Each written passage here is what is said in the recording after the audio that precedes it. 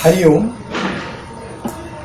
കേരളത്തില് വളരെ പ്രസിദ്ധനായ വിശേഷിച്ചും ആധ്യാത്മികമായ കാര്യങ്ങളിലും ആയുർവേദത്തിന്റെ കാര്യത്തിലും അഥവാ വൈദ്യശാസ്ത്ര രംഗത്തും ആധ്യാത്മിക രംഗത്തും സുപ്രസിദ്ധനായിട്ടുള്ള നിർമ്മലാനന്ദഗിരി സ്വാമിജിയെ ആണ് നമ്മൾ ഇന്ന് ചർച്ച ചെയ്യാൻ പോകുന്നത്. പ്രാഥമികമായ അഥവാ അടിസ്ഥാനപരമായ നമ്മളുടെ സാധാരണക്കാരുടെ ചില പ്രശ്നങ്ങളെക്കുറിച്ചാണ് ഞാൻ ഇന്ന് സ്വാമിജിയോട് ചോദിക്കാൻ പോകുന്നത്.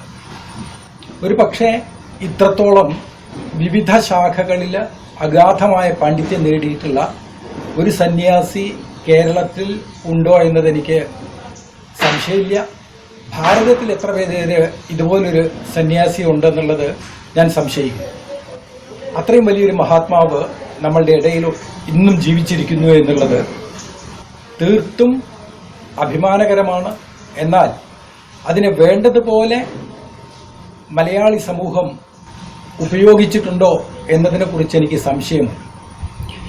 അതെന്തോ ആവട്ടെ, ഇപ്പോൾ നമുക്ക് സംപൂജ്യ സ്വാമി നിർമ്മലാനന്ദഗിരി മഹാരാജിനോട് അടിസ്ഥാനപരമായ ചില കാര്യങ്ങളെ കുറിച്ചിട്ട് ചോദിക്കാം. ഹരിയോ സ്വാമിജി. ഹരിയോ.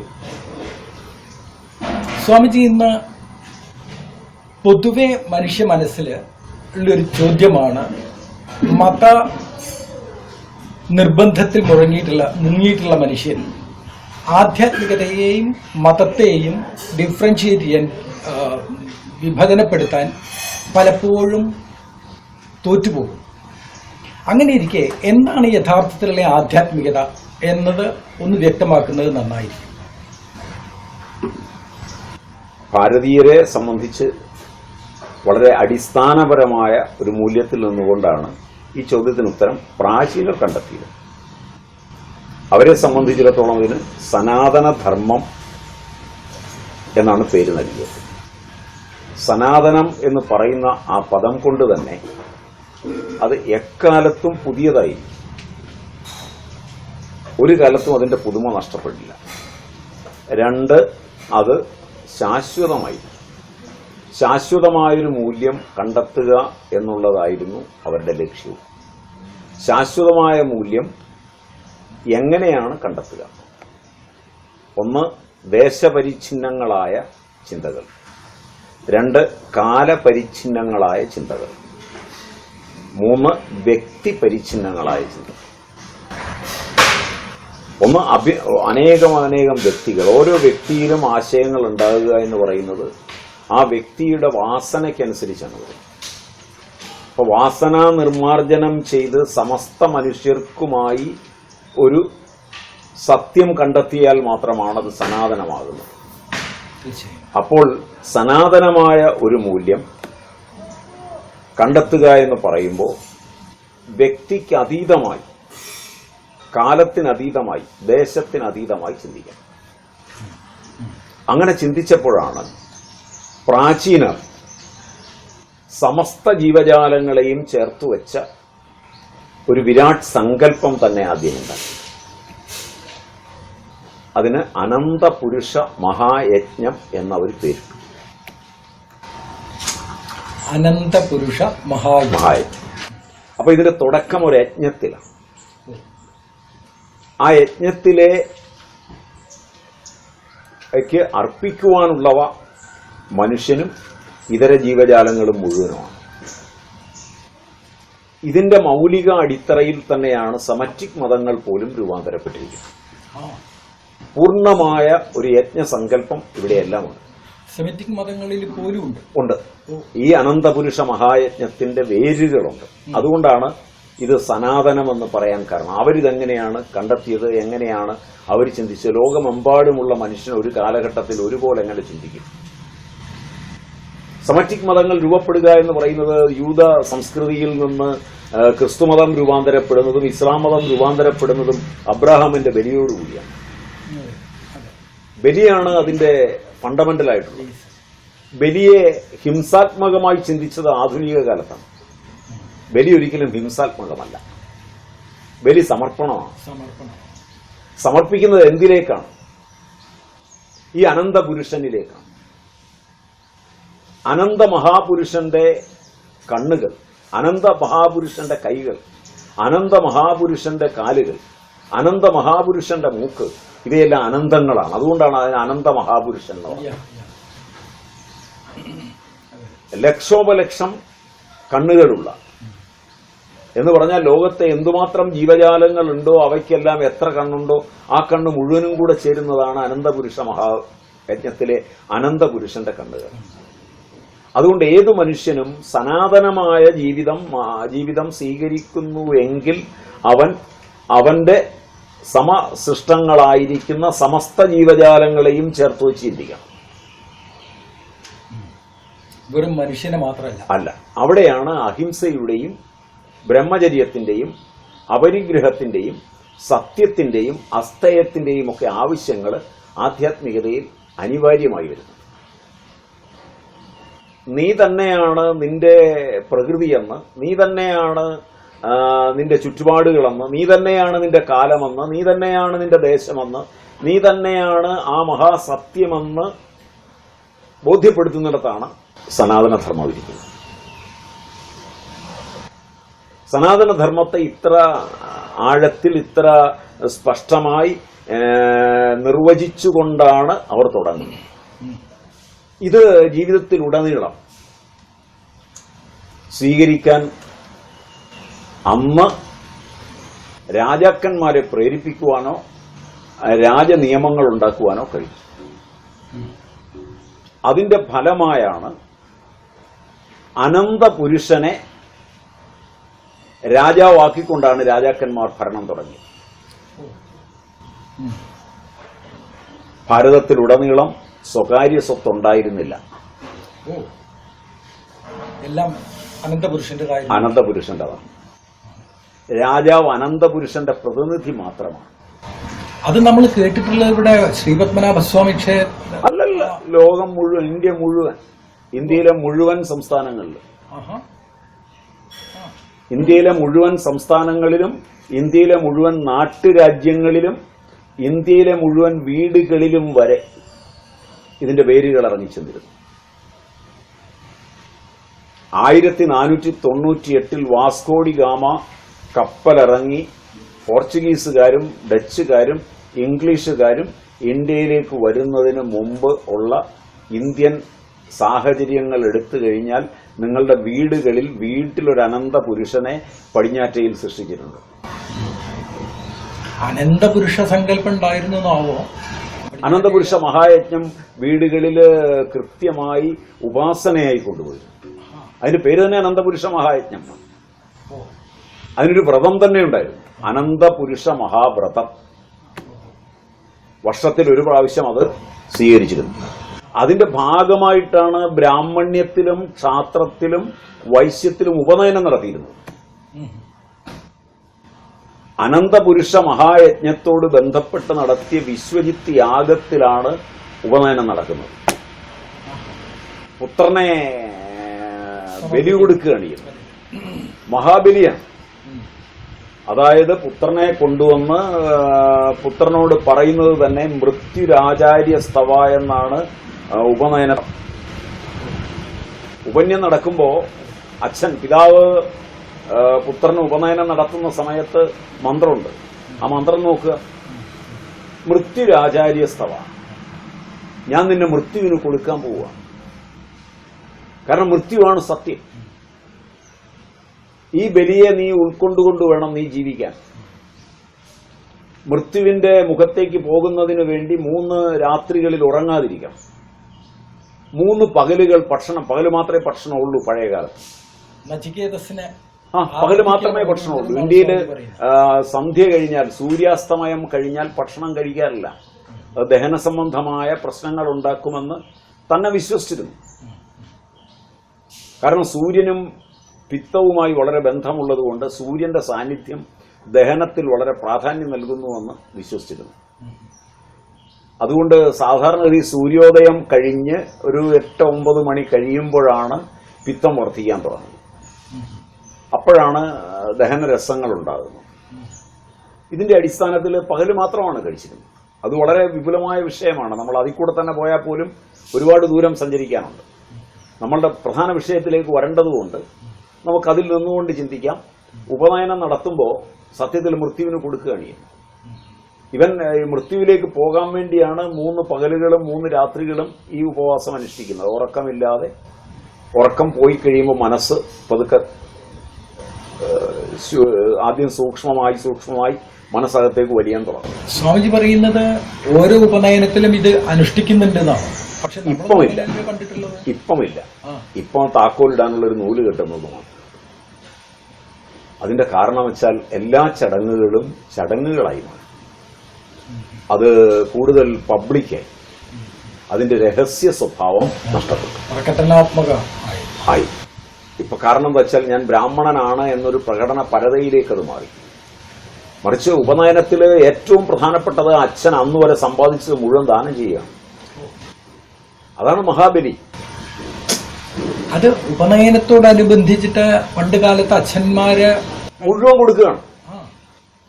അതാണ് ബ്രാഹ്മണ്യം. ശുദ്ധമായ ബ്രാഹ്മണ്യം, ഏറ്റവും ശുദ്ധമായ ക്ഷാത്രം, ശുദ്ധമായ വൈശ്യം എന്ന് പറയുന്നത് വെറുതെ കയറി മുകളിലിരിക്കുന്ന ഒന്നല്ല. ആ സ്ഥാനം നിലനിർത്തുന്നതിന് ഒരു മകൻ ജനിച്ചു പോയെങ്കിൽ, ധർമ്മപുത്രൻ ജനിച്ചുവെങ്കിൽ, തന്റെ ഔരസ സന്താനം ഉണ്ടായിക്കഴിഞ്ഞാൽ, തന്റെ ഗോത്രത്തില് അസഗോത്രയും അസപിണ്ടയുമായ ഒരു ഭാര്യയെ സ്വീകരിച്ച് അവളിൽ ഉത്തമമായൊരു സന്താനം ഉണ്ടായാൽ ആദ്യം ഉണ്ടാകുന്നവനെ ധർമ്മപുത്രൻ എന്നാണ് പറയുന്നത്. പിന്നുണ്ടാകുന്നത് കാമജന്മാരാണ്. ആ ധാർമ്മികമായുണ്ടായ പുത്രനെ ബലി കൊടുക്കുന്ന ദിവസം, ഉപനയനം എന്ന് പറയുന്നത് ബലിയാണ്. അത് അഹിംസാത്മകമാണ്. ഹിംസാത്മകമായ ബലിയല്ല, മൃത്യുവിന് കൊടുക്കുകയാണ്.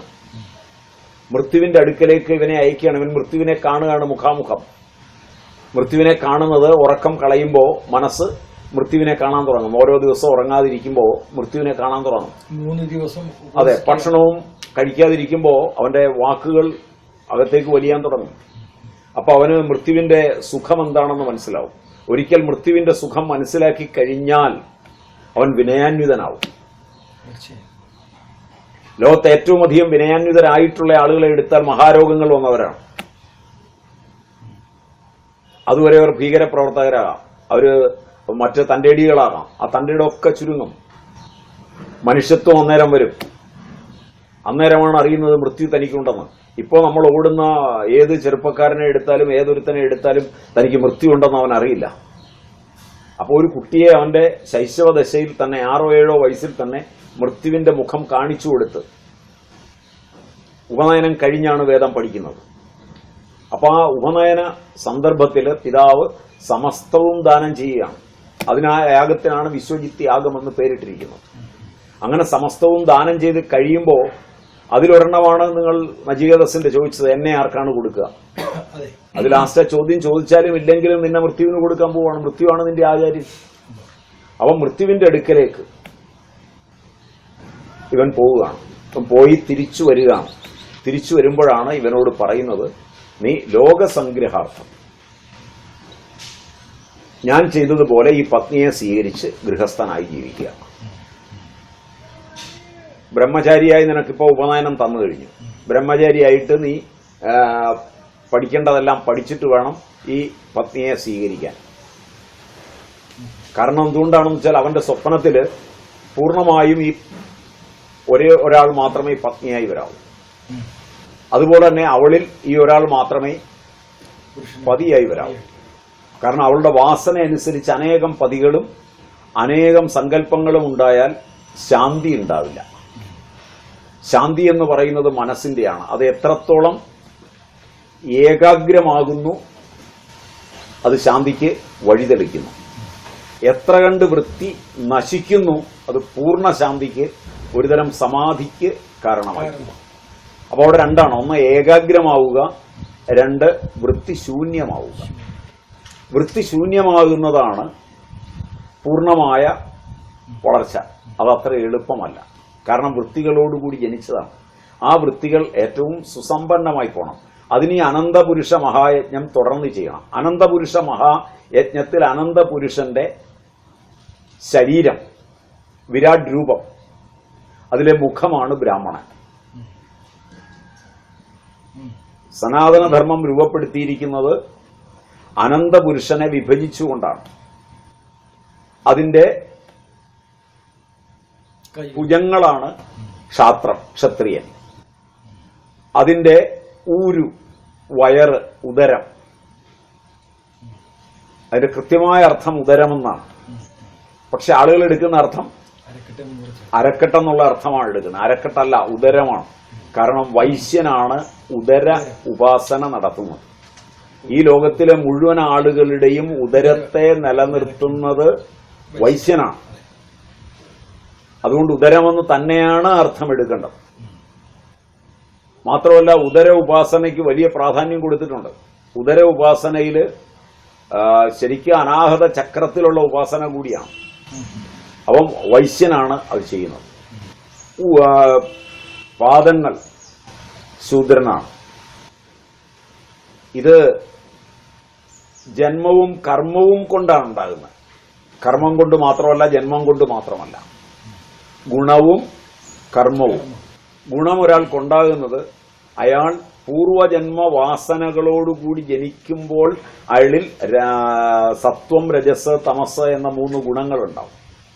ആ ഗുണങ്ങളുടെ അടിസ്ഥാനത്തിലാണ് വ്യക്തി രൂപാന്തരപ്പെടുന്നത്.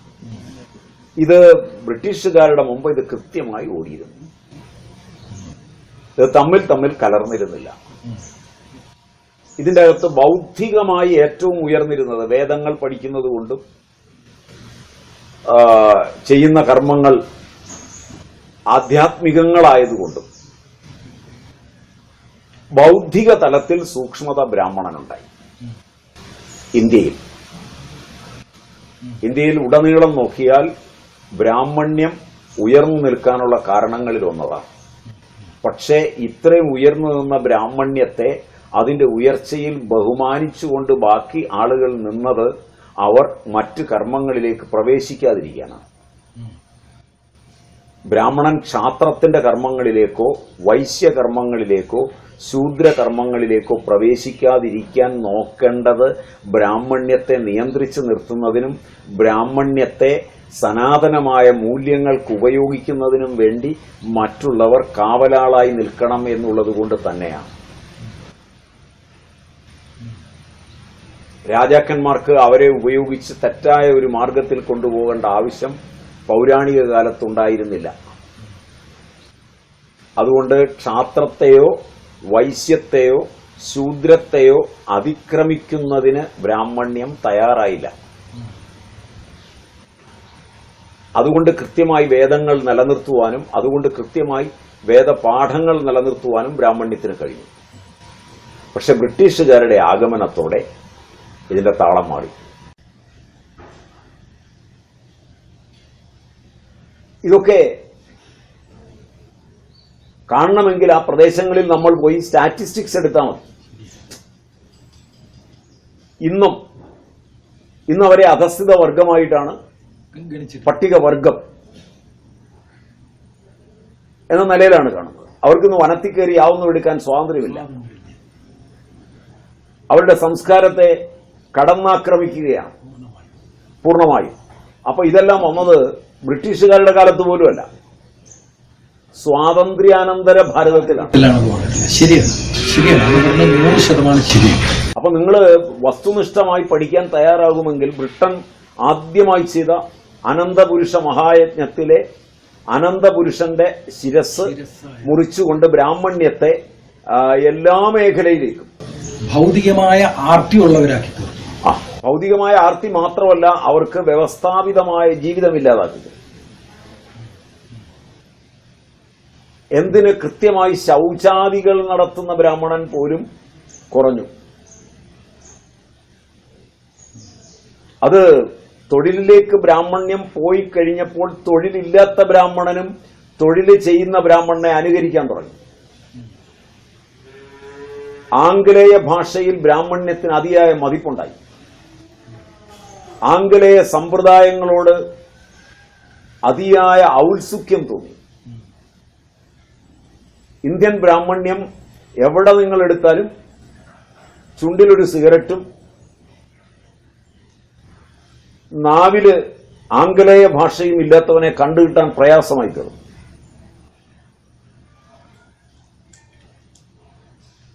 അവിടെയാണ് ഈ പ്രശ്നങ്ങളുടെ തുടക്കം. അതായത് അതുവരെ ക്ഷാത്രം ചെയ്തിരുന്ന ജോലിയിലേക്ക് ബ്രാഹ്മണ്യം കയറി ബ്രിട്ടീഷുകാരുടെ കീഴില്. ബ്രിട്ടീഷുകാരുടെ ഭരണത്തിന് കീഴില് ഭരണരംഗം മുഴുവൻ ബ്രാഹ്മണ്യം കൈയടക്കി. സ്വാമിജി, ഞാൻ ചോദിക്കാൻ ഉദ്ദേശിച്ചിട്ടുള്ളത്, ബ്രാഹ്മണൻ സംശുദ്ധനായിരുന്നെങ്കിൽ, ഈ ശിരസിന്റെ സ്ഥാനം വഹിക്കുന്നവനായിരുന്നെങ്കിൽ, എങ്ങനെയാണ് അവന്റെ മനസ്സിനെ പൊല്യൂട്ട് ചെയ്യാൻ ഈ ബ്രിട്ടീഷ് ബ്രിട്ടീഷ് ഭരണം അവനെ സ്വീകരിക്കുകയും ആനയിക്കുകയും ചെയ്യുമ്പോൾ ഇങ്ങനൊരു അബദ്ധം വരുമെന്ന് ബ്രാഹ്മണ്യത്തിന് തോന്നലുണ്ടായി കാണുകയല്ല. നിഷ്കളങ്കമായി ബ്രിട്ടീഷുകാരോടൊപ്പം രാജ്യഭരണത്തിന്റെ ഭാഗമാകുന്നു എന്ന മട്ടിൽ പോയതായിരിക്കണം. രാജഗുരുസ്ഥാനത്തിന്റെ മാതിരിയിൽ കൊണ്ടുവന്ന് പതുക്കെ പതുക്കെ എല്ലാ രംഗങ്ങളിലേക്കും, പിയൂണ്, ക്ലറിക്കൽ രംഗം മുഴുവൻ. നിങ്ങളിപ്പം സെൻട്രൽ സെക്രട്ടേറിയറ്റ് എടുത്താൽ അവിടെയൊക്കെ ബ്രാഹ്മണ്യത്തിന്റെ തുടർച്ച എങ്ങനെയാണ് വന്നത്? ഇപ്പോ വെപ്പുകാരൻ പണിയും ബ്രാഹ്മണന്റെ പേരിൽ. അത് കാരണം എന്തുകൊണ്ടാണെന്ന് വെച്ച് കഴിഞ്ഞാൽ, ഒരു ഭാഗത്ത് പൂജ ചെയ്യലും വെപ്പുപണി ചെയ്യലും, അത് കഴിഞ്ഞ് ദിവാനായിരിക്കലും, അതുപോലെ തന്നെ പൂജ ചെയ്യലും വെപ്പുപണി ചെയ്യലും, ക്ലർക്കായിരിക്കലും, പൂജ ചെയ്യലും വെപ്പുപണി ചെയ്യലും മറ്റുള്ളതാകുകയും ചെയ്യുമ്പോൾ അവന്റെ പൂജയോ അല്ലെ മറ്റു കാര്യങ്ങളോ സെക്കൻഡറി ആയിട്ട് മാറും. ഇവന്റെ തൊഴിൽ മറ്റൊന്നായി മാറും. അപ്പോൾ ബ്രാഹ്മണ്യം എല്ലാ രംഗത്തിലേക്കും കയറിയപ്പോൾ മറ്റുള്ളവർക്ക് സ്ഥാനനഷ്ടം ഉണ്ടായി. കാരണം ബ്രാഹ്മണ്യവും മറ്റുള്ളതുമായി മത്സരിക്കുവാൻ പറ്റാത്ത വിധം ബൗദ്ധികമായ ഉയരം ബ്രാഹ്മണ്യത്തിനുണ്ടായിരുന്നുവെന്ന വസ്തുത നമ്മൾ സ്വീകരിക്കുക തന്നെ ചെയ്തേ പറ്റും. ഇന്ത്യയിലെ ഏത് ഇസങ്ങൾ എടുത്താലും, ഇപ്പൊ രാഷ്ട്രീയമായി നോക്കിയാൽ കോൺഗ്രസിനെ എടുത്താൽ, കോൺഗ്രസിന്റെ ആദിമ നേതൃത്വത്തിൽ വന്നിരിക്കുന്നത് മുഴുവൻ ബ്രാഹ്മണ്യമോ ബ്രാഹ്മണ്യത്തോടൊപ്പം നിന്നവരോ. ശരിയാണ്. ഇന്ത്യൻ കമ്മ്യൂണിസം എടുക്കുക,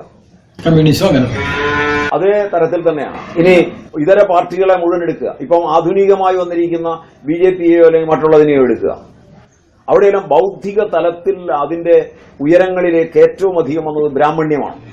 ബ്രാഹ്മണ്യം ഈ സമയത്തെല്ലാം സ്വധർമ്മം വെടിഞ്ഞാണ് വരുന്നത് എന്ന് ബ്രാഹ്മണൻ അറിയുകയോ ഇവനെ വിളിച്ചുകൊണ്ടു പോകുന്നവൻ അറിയുകയോ ചെയ്യാതിരുന്നിട്ട് പരസ്പരം കുറ്റം പറയുകയും പഴിചാരുകയുമാണ് ചെയ്യുന്നത്. ഈ പഴിചാരൽ മാത്രമാണ്, ജാതീയമായ ഒരു പഴിചാരലും ജാതീയമായ ഒരു ഏറ്റുമുട്ടലുമാണ് ഈ സമയത്തെല്ലാം നടക്കുന്നത്. യഥാർത്ഥത്തിൽ സംഭവിച്ചത് എന്താണ്, എങ്ങനെയാണ് സംഭവിക്കുന്നത് എന്ന് പഠിക്കാൻ ആരും തയ്യാറ് കാണിച്ചില്ല. ഇന്ത്യൻ ചരിത്രം എടുത്തു കഴിഞ്ഞാൽ ബ്രിട്ടീഷുകാർ ചെയ്തു വെച്ചതിന്റെ തുടർച്ചയാണ് നമ്മൾ ഇന്നും കാണുന്നത്. ബ്രാഹ്മണ്യത്തെ തിരിച്ചു കൊണ്ടുപോകാൻ പറ്റാത്തതുകൊണ്ട് ബ്രാഹ്മണ്യത്തിലേക്ക് കടക്കാൻ ഇതര സമുദായങ്ങൾ കരുതുകയാണ്. എല്ലാവരും ബ്രാഹ്മണ വേഷം കെട്ടാൻ ശ്രമിക്കുക. അതുകൊണ്ട് തന്നെ, കാരണം ഇപ്പോൾ ഉപനയനം എല്ലാവർക്കും കൊടുക്കുവാൻ പല ആചാര്യന്മാരും രംഗത്തേക്ക് വരികയാണ്. വളരെ രസകരമാണ്, അങ്ങേയറ്റം രസകരമായ ഒരു രീതിവിധാനമാണ് നമ്മളിപ്പോൾ കാണുന്നത്.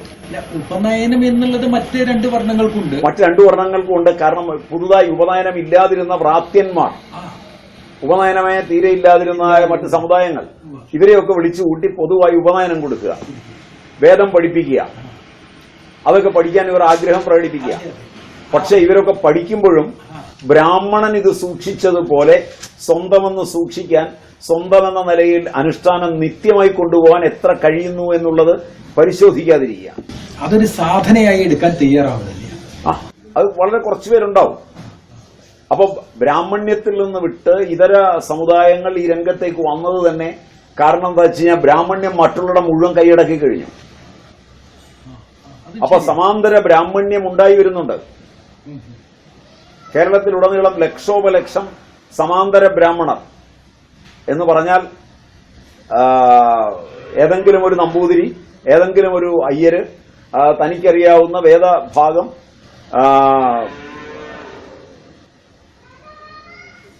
ദയാനന്ദ സരസ്വതി സ്വാമികൾ തുടങ്ങിവെച്ച പ്രസ്ഥാനത്തിന്റെ, ആര്യസമാജത്തിന്റെ അടിസ്ഥാനത്തിൽ രൂപാന്തരപ്പെടുത്തിയെടുക്കുന്ന ഒന്നങ്ങനെ. അങ്ങനെ ഞാൻ വൈദികനാണ്, ഞാൻ വേദം പഠിച്ചിരിക്കുന്നു എന്നുള്ളതിന്റെ അടിസ്ഥാനത്തിൽ വരുന്ന ആളുകൾ ഒട്ടനവധി. അതിൽ നിന്ന് പിരിഞ്ഞു പോന്ന് സ്വന്തമായി സ്ഥാപനം നടത്തുന്നവർ ഒട്ടേറെ. അപ്പൊ ഇവരെല്ലാം സമാന്തരമായ ഒരു ബ്രാഹ്മണ്യത്തെ രൂപപ്പെടുത്തുന്ന ഒരു കാലഘട്ടത്തിലേക്ക് വന്നത് ബ്രാഹ്മണ്യം വെടിഞ്ഞു പോയി എന്നുള്ളത് കൊണ്ടാണ്. തീർച്ചയായും ശരിയാണ്. അതിന്റെ എല്ലാ പ്രവർത്തകരെ തന്നെ ഈ ഒരു കാര്യം സംബന്ധിച്ചുകൊണ്ടാണ് പറയുന്നത്. ശുദ്ധമായ ഒരു ബ്രാഹ്മണ്യത്തെ സ്ഥാപിക്കുക എന്നുള്ള ലക്ഷ്യത്തോടു കൂടി തന്നെയാണ്. തീർച്ചയായും അതെ. അവരുടെ ഉദ്ദേശം വേറൊരു ബ്രാഹ്മണ്യത്തെ സ്ഥാപിച്ചെടുക്കാനെങ്കിലും കഴിഞ്ഞാൽ വളരെ ഉത്തമമാണ്. ബ്രാഹ്മണ്യം സംശുദ്ധമായിട്ട് തീരണം എന്നുള്ളൊരു ഉദ്ദേശത്തിൽ തന്നെയാണ്. അത് ദയാനന്ദ സരസ്വതി തുടങ്ങിയതും ആ ഉദ്ദേശത്തിൽ തന്നെയാണ്. അപ്പോൾ ഇത് വളരെ യാഥാസ്ഥിതിക ബോധത്തോടുകൂടി തന്നെ കൊണ്ടുപോകാൻ പറ്റുന്നത് ഏറ്റവും എളുപ്പം ബ്രാഹ്മണ്യം അതിന്റെ ബൗദ്ധിക തലത്തിൽ തിരിച്ചു പോവുക എന്നുള്ളത് വന്നാലാണ് ഈ തല നേരെയാകുന്നത്. തീർച്ചയായും അത് ശരിയാണ്.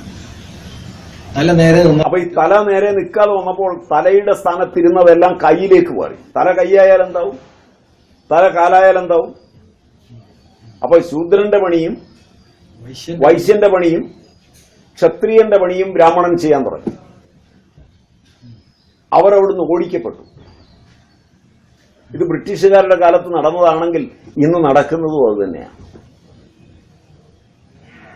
ഇങ്ങനെ വന്ന ഒരു കലർപ്പിനെയാണ് നമ്മൾ ഇന്ന് ഇന്ത്യൻ ധർമ്മത്തിൽ കാണുന്നത്. ഇവിടെ വന്നപ്പോഴാണ് സ്വന്തമായി ഭൂമി വേണമെന്നുള്ള ആഗ്രഹം വന്നത്. മറ്റ് രാജ്യങ്ങളിലെ പോലെ തനിക്ക് ഭൂമി വേണം. ഇന്ത്യയിൽ നമ്മൾ ആദ്യം പറഞ്ഞു അനന്ത മഹാപുരുഷ യജ്ഞം നടക്കുമ്പോൾ രാജാവിന് പോലും സ്വന്തമായി സ്ഥലമില്ല. എല്ലാം സർവേശ്വരന്റെയാണ്, എല്ലാം ഈശ്വരന്റെയാണ്. അതിലേറ്റവും രസകരമായ സംഭവം നമ്മൾ എടുത്തു കഴിഞ്ഞാൽ രാജകൊട്ടാരങ്ങൾക്ക് കിടങ്ങും അതുപോലെ തന്നെ കോട്ടയുമില്ല. ഇന്ത്യയിൽ ഉടനീളം ക്ഷേത്രങ്ങൾക്കുണ്ട്. അത് കാരണം അനന്ത മഹാപുരുഷന്റേതാണ്. രാജ്യത്തിന്റെ സമ്പത്ത് മുഴുവൻ അനന്ത മഹാപുരുഷന്റേതായി ഖജാനയായി ക്ഷേത്രത്തിൽ തന്നെയാണ് വെച്ചത്. കാരണം അത് സംരക്ഷിക്കാൻ പട്ടാളം ആവശ്യമില്ല. അതിന്റെ കാരണം അനന്ത മഹാപുരുഷന്റെയാണ്. അതിൽ ചില ക്ഷേത്രങ്ങൾ എടുത്തു കഴിഞ്ഞാൽ അത് ചന്ദ്രകാന്തക്കല്ലാണ്, കാന്തം കൊണ്ടാണ്. അങ്ങനെയൊക്കെ വരുമ്പോൾ ഒരു ചുറ്റികയോ മറ്റുള്ളതോ കൊണ്ട് അടിക്കാൻ പോയി കഴിഞ്ഞാൽ ഇത് കാന്തം വലിക്കും. കാന്തം വലിക്കുമ്പോൾ ഇത് ദൈവത്തിന്റെ ശക്തിയാണെന്ന് തോന്നും. ശത്രു ഇറങ്ങി ഓടും ഭയന്ന്. അങ്ങനെ വരെ സൃഷ്ടിച്ചിട്ടുള്ള ഇന്ത്യൻ ആക്രമണങ്ങൾ എടുത്തു കഴിഞ്ഞാൽ ഈ ക്ഷേത്രങ്ങളെ ആക്രമിച്ചു എന്ന് പറയുന്നത് അത് ഖജാനയായതുകൊണ്ട് ആക്രമിച്ചതാണ്. അതുകൊണ്ടാണ് ആക്രമണം നടന്നത്. അത് മതപരമല്ല. എല്ലാ രാജാക്കന്മാരും ആക്രമിച്ചിട്ടുണ്ട്. കാരണം അത്രയേറെ സ്വത്ത് എല്ലാ ക്ഷേത്രങ്ങളിലും ഉണ്ടായിരുന്നു. നമ്മുടെ നാട്ടിൻപുറങ്ങളിലെ ക്ഷേത്രത്തിൽ പോലും എടുത്താൽ പൊങ്ങാത്ത സ്വത്തുണ്ടായിരുന്നു. അതുകൊണ്ടാണ് ഈ പുനരുദ്ധാരണം കഴിയുമ്പോൾ കമ്മിറ്റിക്കാരൊക്കെ കാശുകാരായി മാറിയത്. വളരെ വസ്തുതാപരമായി നിങ്ങൾക്ക് അന്വേഷിക്കാവുന്നതാണ്. ഏത് ക്ഷേത്രം പുനരുദ്ധാരണം കഴിയുമ്പോഴും പുനരുദ്ധാരണവും നടക്കും, കമ്മിറ്റിക്കാര് സമ്പന്നരുമാവും. കാരണം അതിനകത്തിരിക്കുന്ന എടുത്താൽ മതി. അതിനകത്ത് അത്രയേറെയുണ്ട്. ആ വിഗ്രഹങ്ങൾ തന്നെ മാറ്റി പ്രതിഷ്ഠിക്കുമ്പോൾ മാറ്റുന്ന വിഗ്രഹത്തിന് ശിലയുടെ വിലയേ ഉള്ളൂ. പക്ഷെ ആ മാറ്റി കൊണ്ടുപോകുന്ന വിഗ്രഹം പുറത്തേക്ക് കിടന്നാൽ, ഇന്ത്യക്ക് പുറത്തേക്ക് കിടന്നാൽ കോടികൾ വിലയാണ്. അത് പുറത്തേക്ക് കിടക്കുന്നതിന് തന്ത്രിയും ഈ കമ്മിറ്റിക്കാരും കൂടെ ചെറുതായിട്ടൊന്ന് ഒത്തുകൊടുത്താൽ മതി. കൊണ്ടുപോകാനുള്ള ആളുകൾ റെഡിയാണ്. അത് എന്തുകൊണ്ടുണ്ടാക്കിയതാണ്? അത് കാന്തക്കല്ല് കൊണ്ടുണ്ടാക്കിയതാണോ? അതുമല്ല, അത് ഉണ്ടാക്കിയിരിക്കുന്നത് മരുന്നരച്ചുണ്ടാക്കിയതാണോ? മരുന്നരച്ചുണ്ടാക്കുമ്പോൾ കെട്ടുകളാണ്. അത് രസമണി കെട്ടിയിട്ടുണ്ടാക്കിയതാണോ? അതുമല്ല സപ്ത ലോഹം കൊണ്ടുണ്ടാക്കിയതാണോ? അതുമല്ല നവപാഷാണം കൊണ്ടുണ്ടാക്കിയതാണോ? ഇപ്പൊ നവപാഷാണം കൊണ്ടുണ്ടാക്കിയ ഒരു വിഗ്രഹമാണെങ്കിൽ അത് പൗർണമി നാളിൽ വേർക്കും.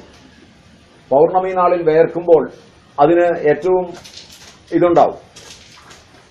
കാരണം അത്ഭുതമായി മാറും.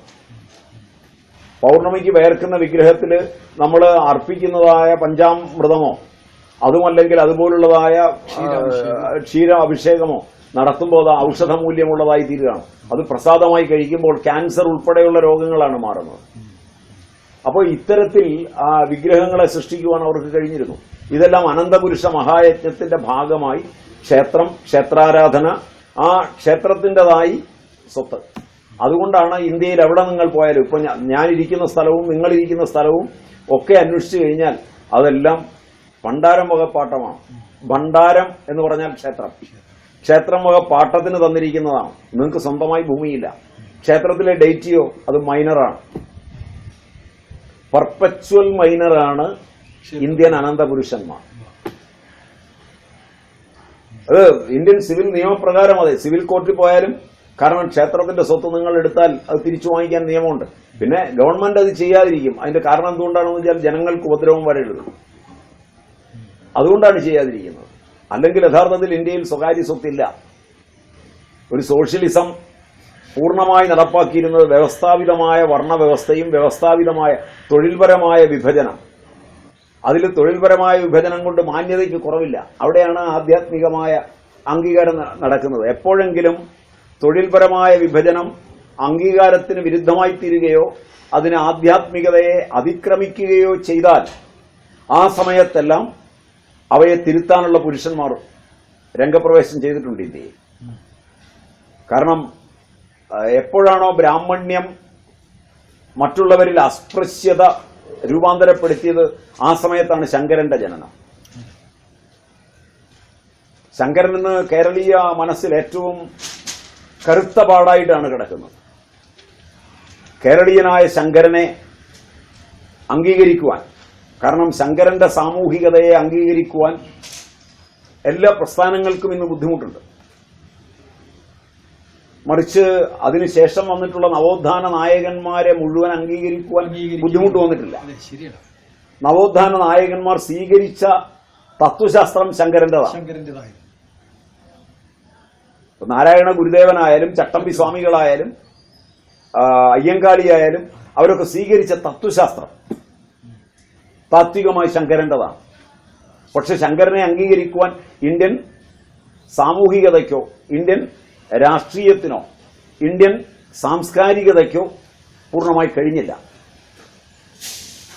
എന്തുകൊണ്ട് കഴിഞ്ഞില്ല എന്ന ചോദ്യത്തിന് ഉത്തരം വളരെ വിചിത്രവുമാണ്. എപ്പോഴൊക്കെയാണോ അസ്പൃശ്യത വന്നത് ആ സമയത്തൊക്കെ അവതരിക്കുന്നതിന്റെ ഭാഗമായി വന്ന ശങ്കരൻ എഴുതിയ ഗ്രന്ഥങ്ങളെപ്പോലും തെറ്റായി വ്യാഖ്യാനിക്കാനാണ് പോയത്.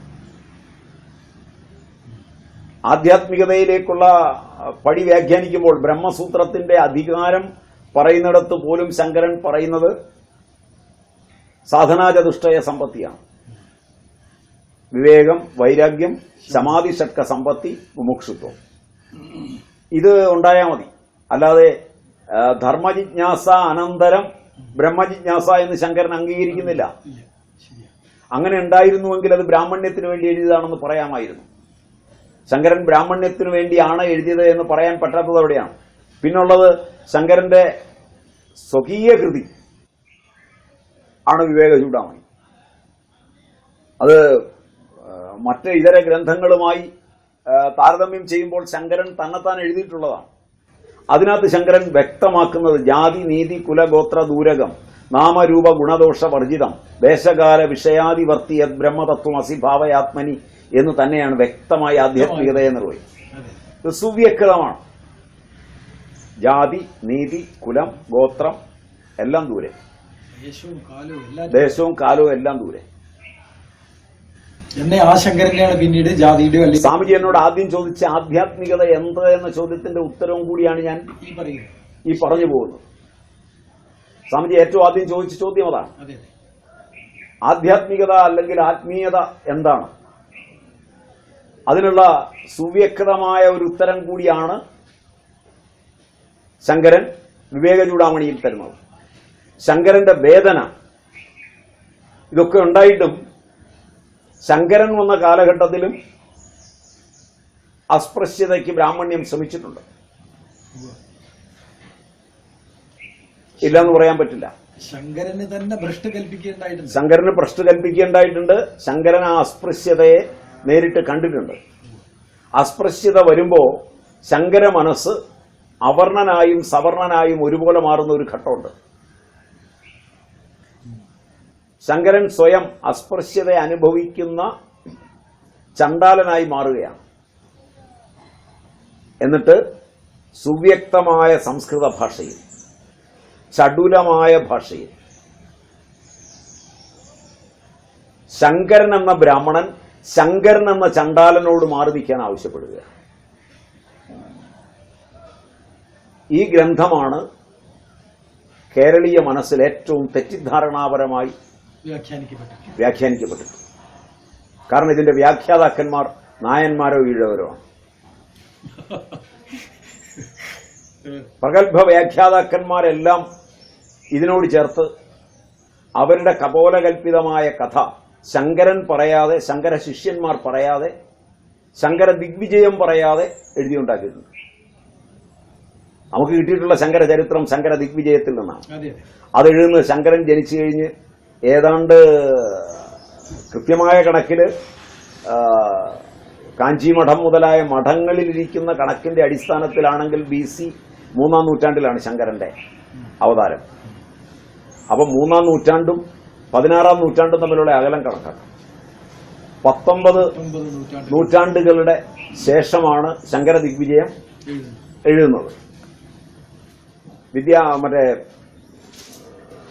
സ്വാമികള് വളരെ ഇതായിട്ട് എഴുതുന്ന ശങ്കര ദിഗ്വിജയം ഇത്രയും കഴിഞ്ഞിട്ടാണ് വരുന്നത്. അപ്പൊ ഒന്ന് ആലോചിച്ച് നോക്കുക. നേരെ മറിച്ച് ശങ്കരന്റെ കാലഘട്ടത്തിൽ ശങ്കര ശിഷ്യന്മാരോ മറ്റുള്ളവരോ എഴുതി നമ്മുടെ കയ്യിൽ ശങ്കരന്റെ ചരിത്രമില്ല.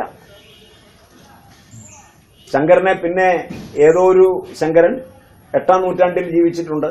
ആ ശങ്കരന്റെ ചരിത്രമാക്കി മാറ്റിക്കൊണ്ട് 8-ാം നൂറ്റാണ്ടിലേക്ക് ശങ്കരനെ കൊണ്ടുവരികയാണ് ചെയ്തത്. അതിന് ഉപോത്ബലകങ്ങളായ തെളിവുകൾ ഓരോന്നോരോന്നായി യുക്തിപൂർവ്വം ആനയിച്ചു കൊണ്ടുവരുമ്പോൾ അവർ യുക്തിയില്ലാതെ ഒരു കാര്യം പറയുന്നുണ്ട്. ശങ്കരന്റെ ഗുരുവിന്റെ ഗുരുവായ ഗൗഡപാദൻ 1000 കൊല്ലം ജീവിച്ചു വന്നു. കാരണം ഗൗഡപാദന്റെ ചരിത്രം എടുക്കുമ്പോൾ അത് ക്രിസ്തുവിന് മുമ്പാണ്. അപ്പോൾ ഗൗഡപാദന്റെ ശിഷ്യനായ ഗോവിന്ദപാദരുടെ ശിഷ്യനാണ് ശങ്കരൻ. ഗോവിന്ദപാദർ എന്ന് പറയുന്നത് ഇന്ത്യൻ ആയുർവേദത്തിലും ഇന്ത്യൻ ആൽക്കമിയിലും അദ്വിതീയനായ വ്യക്തിയായിരുന്നു. ആൽക്കമിയിൽ അദ്ദേഹം ഏറ്റവും പ്രസിദ്ധമായ ഒരു ഗ്രന്ഥം തന്നെ എഴുതിയിട്ടുണ്ട്. അപ്പം അത്രയും അങ്ങനെയുള്ള ഒരു ചരിത്രം കിടക്കുമ്പോൾ ശങ്കരനെ ഇങ്ങോട്ട് കൂട്ടിക്കൊണ്ടുവന്നത് വേറെ താല്പര്യങ്ങൾ സംരക്ഷിക്കുന്നതിനാണ്. അതിലുപരി ശങ്കരൻ എഴുതിയ കൃതിയുടെ പേര് മനീഷ പഞ്ചകമെന്നാണ്. മനീഷ പഞ്ചകത്തില് ശങ്കരൻ സ്വയം ചണ്ഡാലനായി മാറിക്കൊണ്ടാണ്. കാരണം ഒരേ സംസ്കൃതമാണ്, സ്ഫുടമായ സംസ്കൃതത്തിലാണ്. ചണ്ഡാലനോട് മാറാൻ പറയുമ്പോൾ ചണ്ഡാലൻ തിരിച്ച് സംസാരിക്കും. കിം ഗംഗാംബുനി ബിംബിതേമ്പരമണേ എന്ന് തുടങ്ങുന്ന ശ്ലോകം ഉണ്ടാകണമെങ്കിൽ ശുദ്ധസ്ഫടികമായ സംസ്കൃതത്തിൽ ശങ്കരൻ എന്ന ചണ്ഡാലൻ ചോദിക്കുകയാണ് ശങ്കരൻ എന്ന ബ്രാഹ്മണനോട്, തന്റെ അഹൈതുകമായ കൃപ കൊണ്ട് തന്റെ ജനന സമ്മേളന നഗരിയായ ബ്രാഹ്മണ്യത്തില് തിരുത്തൽ വരുത്തുമാറ് താൻ നമസ്കരിക്കുകയാണ് ഒരു ചണ്ഡാലനെ. ഇത് കണ്ടിട്ടെങ്കിലും ബ്രാഹ്മണ്യമോ ചണ്ഡാലത്വമോ അല്ല, ആധ്യാത്മികമായ ഉയർച്ചയിൽ സത്യം ദർശിച്ചവൻ ആരായാലും ഗുരുവാണ്. അതുകൊണ്ടാണ് അദ്ദേഹം ഓരോ ശ്ലോകവും അവസാനിക്കുമ്പോൾ ചണ്ഡാലോസ്തു സദുദ്ധിജോസ്തു ഗുരുരത്യേഷ മനീഷ മമ, എന്റെ സുവ്യക്തമായ ബുദ്ധി പറയുന്നു. ചണ്ഡാളനാണെങ്കിലും സതുദ്ധിജനാണെങ്കിലും അതെ, ഈ ഒരു അറിവാർക്ക് കിട്ടിയോ അവൻ ഗുരുവാണ്. ആ ശങ്കരനെയാണ് പിന്നീട് വർണ്ണവെറിയൻ എന്ന് പറഞ്ഞിട്ട് വ്യാഖ്യാനം. അതിന്റെ കാരണം എന്തുകൊണ്ടാണെന്ന് വെച്ച് കഴിഞ്ഞാൽ അവരിതിനൊരു കഥയുണ്ടാക്കി. അതാണ് നായന്മാരും ഈഴവരും ചെയ്തത്. ശങ്കരന്റെ ചരിത്രമെടുത്തുകൊണ്ട് നടത്തിയ സിനിമ പി ഭാസ്കരൻ കൊണ്ടുവന്നതാണ്. ഒരുപാട് പഠനം നടത്തിയിട്ടാണ് കൊണ്ടുവന്നതെന്നാണ് പറയുക. അതിനകത്ത് യഥാർത്ഥത്തിൽ ശിവനാണ് ചണ്ഡാലനായി വരുന്നത്, ശങ്കരനല്ല ചണ്ഡാലനാകുന്നത്. അഹൈതുക കൃപാലുവായ ശങ്കരൻ ചണ്ഡാല ഭാവത്തിൽ നിന്നുകൊണ്ട് എഴുതിയതാണെന്ന് പഠിക്കേണ്ടതിന് പകരം അതിനെ തെറ്റായി വ്യാഖ്യാനിക്കുവാൻ ശിവനും പാർവതിയും തമ്മിലുള്ളൊരു സംഭാഷണം ഉണ്ടാക്കി ശിവനെ ശങ്കരൻ തിരിച്ചറിഞ്ഞില്ല. വന്നിട്ട് പി ഭാസ്കരൻ തിരിച്ചറിഞ്ഞു. എന്തൊരു ബൗദ്ധിക പ്രതിഭയാണ്. പക്ഷെ അത് കുറെ പി ഭാസ്കരന് മുൻപ് തന്നെ അങ്ങനെ അല്ല, അത് ആ ചരിത്രം വരുന്നവരെല്ലാം തിരിച്ചറിഞ്ഞു. അവരെല്ലാം തിരിച്ചറിഞ്ഞു. ശങ്കരൻ അറിഞ്ഞില്ല, ശങ്കരന്റെ ശിഷ്യന്മാരറിഞ്ഞില്ല ഇങ്ങനെ കൈലാസത്തിൽ നിന്ന് ശിവൻ ഇങ്ങനെ പുറപ്പെട്ടിട്ടുണ്ടെന്നും ശിവൻ ചണ്ടാലനായിട്ട് വരുന്നുണ്ടെന്നും ഒന്നും തിരിച്ചറിയാനുള്ള ബൗദ്ധിക പ്രതിഭ ശങ്കരൻ ഉണ്ടായില്ല. മാത്രമല്ല, ശങ്കരന് ചണ്ടാലനായി മാത്രമേ ഈ ആളിനെ കാണാൻ പറ്റുള്ളൂ, ശിവനായി കാണാൻ പറ്റില്ല. ചണ്ടാലനാകട്ടെ സതുദ്ദിശനാകട്ടെ ശിവൻ വേഷം മാറി വന്നാൽ എന്ന് പറഞ്ഞല്ല നമസ്കരിച്ചത്. ശിവനല്ല നമസ്കാരം കൊടുക്കുന്നത്. അങ്ങനെ ആയിരുന്നെങ്കിൽ ഇത് മറഞ്ഞു നിൽക്കുന്ന ഒരു ശിവനാണെന്ന് ശങ്കരൻ കാണാതിരുന്നിടത്ത് എങ്ങനെയാണ് ആധുനിക മനുഷ്യൻ കണ്ടെത്തിയത്? അപ്പൊ ആധുനിക മനുഷ്യൻ ശിവനോട് അത്രയേറെ അടുത്തിരുന്നുവോ ശങ്കരനേക്കാൾ? ഈ ചോദ്യങ്ങൾക്കെല്ലാം നമുക്ക് ഉത്തരം കണ്ടെത്തേണ്ടി വരും. അവിടെയാണ് സനാതന ധർമ്മത്തിന്റെ മാറ്റം വരുത്തുന്ന വ്യാഖ്യാന ഭേദങ്ങൾ ഉണ്ടായത്. ശിവൻ ചണ്ടാലനായി വന്നുവെന്നും ചണ്ടാലനായ ശിവൻ ശങ്കരനോട് ചോദ്യം ചോദിച്ചുവെന്നും ശങ്കരൻ അതിന് മറുപടി പറഞ്ഞുകൊണ്ട് ചണ്ടാലനെ നമസ്കരിച്ചുവെന്നും അതുകൊണ്ട് ശങ്കരന് ജാതി ഉണ്ടായിരുന്നുവെന്നും ജാതിക്കുശുമ്പ് ഉണ്ടായിരുന്നത് കൊണ്ടാണ് ചണ്ടാലനോട് മാറി നിൽക്കാൻ പറഞ്ഞതെന്നും ശിവന്റെ പരീക്ഷണത്തിന് ശേഷം മാത്രമാണ് ചണ്ടാലൻ എന്ന ബോധം ശങ്കരന് കുറഞ്ഞു വന്നതെന്നും ഒക്കെ വ്യാഖ്യാനം. അല്ല, അങ്ങനെയായിരുന്നെങ്കിൽ ഈ ശ്ലോകങ്ങളിൽ അത് വരുമായിരുന്നില്ലേ? ചെറുതായിട്ട് വന്നില്ല, സ്പർശിക്കുമായിരുന്നില്ല, വന്നില്ല, സ്മരിക്കെങ്കിലും ചെയ്യുമായിരുന്നില്ലേ? ശങ്കരൻ അറിഞ്ഞില്ല. ശങ്കരൻ അത്രയും ബൗദ്ധികത ഉണ്ടായിരുന്നില്ല, ദിവ്യത്വം ഉണ്ടായിരുന്നില്ല, ദിവ്യത്വം ഉണ്ടായിരുന്നില്ല. ശങ്കരന് ശേഷം വന്ന ഒരു തലമുറയ്ക്ക് ദിവ്യത്വം ഉണ്ടായിരുന്നു. ബഹുകേമായില്ലേ? അവിടെയാണ് നമ്മൾ സനാതനധർമ്മത്തെ പ്രത്യേകം ശ്രദ്ധിക്കേണ്ടി വരുന്നത്. അവിടെയാണ് ആധ്യാത്മികതയെ ശ്രദ്ധിക്കേണ്ടി വരുന്നത്. ശങ്കരൻ എന്ത് ആധ്യാത്മികതയാണ് പറഞ്ഞത്? ആധ്യാത്മികത ബ്രാഹ്മണ്യത്തിന്റെ അല്ല, ശാസ്ത്രത്തിന്റെ അല്ല. ആധ്യാത്മികത സർവോപരിയാണ്, അത് സമഗ്രമാണ്. അപ്പോൾ സമഗ്രവും യഥാതഥവുമായ ഒരു ജീവിത രീതി ഉണ്ടാക്കി. അതില് യഥാർത്ഥത്തില് ബ്രാഹ്മണനെന്നോ ക്ഷത്രിയനെന്നോ വൈശ്യനെന്നോ ശൂദ്രനെന്നോ ചണ്ടാലനെന്നോ പറയാൻ പറ്റാത്ത വ്യാസൻ എഴുതിയിട്ടുള്ളതാണ് ബ്രഹ്മസൂത്രം. ശങ്കരന്റെ അല്ല ബ്രഹ്മസൂത്രം. കാണാതിരുന്നിടത്ത് എങ്ങനെയാണ് ആധുനിക മനുഷ്യൻ കണ്ടെത്തിയത്? അപ്പൊ ആധുനിക മനുഷ്യൻ ശിവനോട് അത്രയേറെ അടുത്തിരുന്നുവോ ശങ്കരനേക്കാൾ? ഈ ചോദ്യങ്ങൾക്കെല്ലാം നമുക്ക് ഉത്തരം കണ്ടെത്തേണ്ടി വരും. അവിടെയാണ് സനാതന ധർമ്മത്തിന്റെ മാറ്റം വരുത്തുന്ന വ്യാഖ്യാന ഭേദങ്ങൾ ഉണ്ടായത്. ശിവൻ ചണ്ടാലനായി വന്നുവെന്നും ചണ്ടാലനായ ശിവൻ ശങ്കരനോട് ചോദ്യം ചോദിച്ചുവെന്നും ശങ്കരൻ അതിന് മറുപടി പറഞ്ഞുകൊണ്ട് ചണ്ടാലനെ നമസ്കരിച്ചുവെന്നും അതുകൊണ്ട് ശങ്കരന് ജാതി ഉണ്ടായിരുന്നുവെന്നും ജാതിക്കുശുമ്പ് ഉണ്ടായിരുന്നത് കൊണ്ടാണ് ചണ്ടാലനോട് മാറി നിൽക്കാൻ പറഞ്ഞതെന്നും ശിവന്റെ പരീക്ഷണത്തിന് ശേഷം മാത്രമാണ് ചണ്ടാലൻ എന്ന ബോധം ശങ്കരന് കുറഞ്ഞു വന്നതെന്നും ഒക്കെ വ്യാഖ്യാനം. അല്ല, അങ്ങനെയായിരുന്നെങ്കിൽ ഈ ശ്ലോകങ്ങളിൽ അത് വരുമായിരുന്നില്ലേ? ചെറുതായിട്ട് വന്നില്ല, സ്പർശിക്കുമായിരുന്നില്ല, വന്നില്ല, സ്മരിക്കെങ്കിലും ചെയ്യുമായിരുന്നില്ലേ? ശങ്കരൻ അറിഞ്ഞില്ല. ശങ്കരൻ അത്രയും ബൗദ്ധികത ഉണ്ടായിരുന്നില്ല, ദിവ്യത്വം ഉണ്ടായിരുന്നില്ല, ദിവ്യത്വം ഉണ്ടായിരുന്നില്ല. ശങ്കരന് ശേഷം വന്ന ഒരു തലമുറയ്ക്ക് ദിവ്യത്വം ഉണ്ടായിരുന്നു. ബഹുകേമായില്ലേ? അവിടെയാണ് നമ്മൾ സനാതനധർമ്മത്തെ പ്രത്യേകം ശ്രദ്ധിക്കേണ്ടി വരുന്നത്. അവിടെയാണ് ആധ്യാത്മികതയെ ശ്രദ്ധിക്കേണ്ടി വരുന്നത്. ശങ്കരൻ എന്ത് ആധ്യാത്മികതയാണ് പറഞ്ഞത്? ആധ്യാത്മികത ബ്രാഹ്മണ്യത്തിന്റെ അല്ല, ശാസ്ത്രത്തിന്റെ അല്ല. ആധ്യാത്മികത സർവോപരിയാണ്, അത് സമഗ്രമാണ്. അപ്പോൾ സമഗ്രവും യഥാതഥവുമായ ഒരു ജീവിത രീതി ഉണ്ടാക്കി. അതില് യഥാർത്ഥത്തില് ബ്രാഹ്മണനെന്നോ ക്ഷത്രിയനെന്നോ വൈശ്യനെന്നോ ശൂദ്രനെന്നോ ചണ്ടാലനെന്നോ പറയാൻ പറ്റാത്ത വ്യാസൻ എഴുതിയിട്ടുള്ളതാണ് ബ്രഹ്മസൂത്രം. ശങ്കരന്റെ അല്ല ബ്രഹ്മസൂത്രം. ബ്രഹ്മസൂത്രത്തിലെ അപശൂദ്ര അധികരണം വ്യാസന്റെയാണ്. ശങ്കരൻ അതിന് ഭാഷ്യം ചമച്ചു എന്ന് മാത്രമേ ഉള്ളൂ. അല്ല, അത് ഒരു പ്രക്ഷിപ്ത ഭാഗമാണ് എന്നും അങ്ങനെ പറയുന്നവരുമുണ്ട്, അങ്ങനെ പറയുന്നവരുമുണ്ട്. അല്ലെങ്കിൽ തന്നെ ശങ്കരന്റെ അല്ല, അത് വ്യാസന്റെയാണ്. വ്യാസന്റെയാണ്, ശൂദ്രനല്ല. ശൂദ്രനിലും താഴെ നിൽക്കുന്ന വ്യാസന്റെ, മുക്കുവത്തിയുടെ പുത്രനായ വ്യാസന്റെ. ഒരു മുക്കുവത്തിയുടെ പുത്രൻ തന്നെയാണ് അപശൂദ്രൻ എന്ന് അപശൂദ്രാധികരണം എഴുതിയിരിക്കുന്നതെങ്കിൽ അത് അതിന്റെ രീതിയിൽ പഠിക്കേണ്ടതാണ്. അവിടെയാണ് നമ്മൾ കൂടുതൽ ശ്രദ്ധയോടെ ആ ഗ്രന്ഥം പഠിക്കാനൊരുങ്ങേണ്ടത്. അത് പഠിക്കാനൊരുങ്ങുന്നതിന് പകരം അതിന്റെ ഭാഷ്യകർത്താവിനെ അതിന്റെ കർത്താവായി മാറ്റിക്കൊണ്ടാണ് നമ്മൾ വ്യാഖ്യാനിക്കുന്നത്. മഹാപാപം. ഇവിടെയാണ് സനാതനധർമ്മത്തിൽ ഇടയ്ക്ക് വന്ന് അതിനെ പുനർഘോഷണം ചെയ്ത് കടന്നുപോയ ശങ്കരൻ ശങ്കരന് ശേഷം വന്ന നാരായണൻ സമീപകാലത്ത് കേരളത്തെ സംബന്ധിച്ചിടത്തോളം, ഭാരതത്തെ സംബന്ധിച്ചിടത്തോളം അനേക ആചാര്യന്മാർ വന്നിട്ടുണ്ട്. ആനന്ദ സരസ്വതി, വിദ്യാരണ്യ സ്വാമികൾ, മധുസൂദന സരസ്വതി, അങ്ങനെ അനേകം ആചാര്യന്മാർ വന്നിട്ടുണ്ട്. അവരുടെയൊക്കെ ഗ്രന്ഥങ്ങൾ നമ്മളെ സംബന്ധിച്ചിടത്തോളം രണ്ട് സനാതന മൂല്യങ്ങളെ, ഒന്ന് പുരുഷാർത്ഥത്തെയും മറ്റൊന്ന് പ്രാരബ്ധത്തെയും ആസ്പദമാക്കി വളരെ വിപുലമായ ചർച്ചകളും പഠനങ്ങളും നമുക്ക് ലഭിച്ചിട്ടുണ്ട്. എന്നിരുന്നാലും കേരളത്തെ സംബന്ധിച്ചിടത്തോളം പിന്നീട് വന്നിട്ടുള്ളതാണ് സനാതന ധർമ്മത്തിൽ നാരായണ ഗുരുദേവൻ. ശങ്കരന്റെ മതം തന്നെ പ്രചരിപ്പിച്ചുകൊണ്ട്, സാമൂഹികമായി കൂടെ കാര്യങ്ങളെ നേരിട്ടുകൊണ്ട് വളരെ സ്തുത്യർഹമായി പോവുകയാണ് ഇത്. പക്ഷേ അദ്ദേഹത്തിന്റെ കാലഘട്ടമായപ്പോഴേക്ക് സനാതനധർമ്മം കൂടുതൽ ക്ഷാത്രോചിതമായി തീരുകയാണ് ഇത്. അതിന്റെ വ്യാഖ്യാനങ്ങൾ മാറാൻ തുടങ്ങി. ബ്രാഹ്മണ്യം ഒരു പടപ്പാട്ടെന്ന് മാത്രം പറഞ്ഞിരുന്ന മഹാഭാരത അന്തർഗതമായ ഭഗവത്ഗീത ശ്രദ്ധിക്കാൻ തുടങ്ങി ജനങ്ങൾ. ഏതാണ്ട് ആ കാലഘട്ടത്തിലാണ് ഭഗവത്ഗീത ശ്രദ്ധിക്കാൻ തുടങ്ങിയത്. ആ കാലത്ത് തന്നെ ഭഗവത്ഗീത ശ്രദ്ധിക്കപ്പെട്ടു തുടങ്ങി.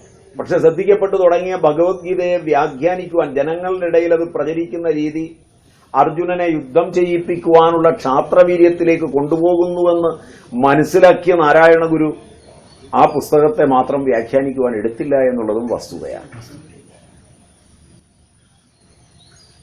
നാരായണ ഗുരു ചെയ്തത് ഭഗവത്ഗീതയെ ഏറ്റവും ചുരുങ്ങിയ വാക്കുകളിൽ വ്യാഖ്യാനിക്കുകയാണ് ചെയ്തത്. അദ്ദേഹത്തിന്റെ അനുകമ്പാ ദശകത്തിൽ പരമാർത്ഥമുരച്ച് തേർവിടും പൊരുളോ എന്ന് ചോദിച്ച് ഏറ്റവും ചുരുക്കം വാക്കിൽ കൃഷ്ണനെ അവതരിപ്പിച്ചു വിടുക. കൃഷ്ണൻ മഹാഭാരത യുദ്ധക്കളത്തിൽ യുദ്ധമല്ല ഉപദേശിച്ചത്, പരമാർത്ഥമാണ് ഉപദേശിച്ചത്. സ്വാഭാവികം. തത്വചിന്തയുടെ അങ്ങേയറ്റമായ സനാതന മൂല്യത്തിന്റെ അങ്ങേത്തലയായിരിക്കുന്ന പരമാർത്ഥത്തെ മഹാഭാരത യുദ്ധക്കളത്തിലായിരുന്നിട്ട് പോലും കാലദേശങ്ങൾക്കതീതമായി ഉപദേശിക്കുവാൻ പറ്റിയ ലൗകിക ഗുരുവായി കൃഷ്ണൻ മാറുന്നു എന്നുള്ള സന്ദേശം ഉൾക്കൊള്ളുവാൻ നാരായണ ഗുരുദേവന് കഴിയുകയും അദ്ദേഹം അത് ഏറ്റവും ചുരുങ്ങിയ വാക്കുകളിൽ ഉപദേശിക്കുകയും ചെയ്ത് പിന്മാറുകയാണ്. ഗീതയെ കമ്പോട് കമ്പെടുത്ത് വെച്ച് വ്യാഖ്യാനിക്കാൻ പോവുകയല്ലേ.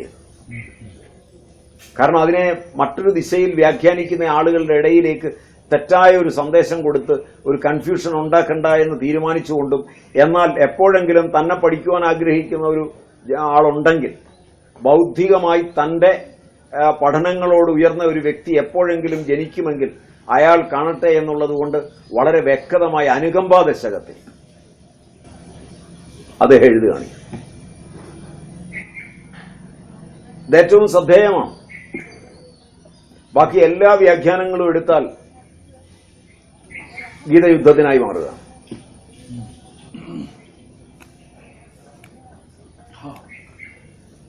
കാരണം സ്വധർമ്മത്തെ യുദ്ധമായി, ക്ഷത്രിയന്റെ സ്വധർമ്മം യുദ്ധമാണ് എന്നുള്ള ഒരു നീക്കത്തിലേക്ക് നീങ്ങുകയാണ്.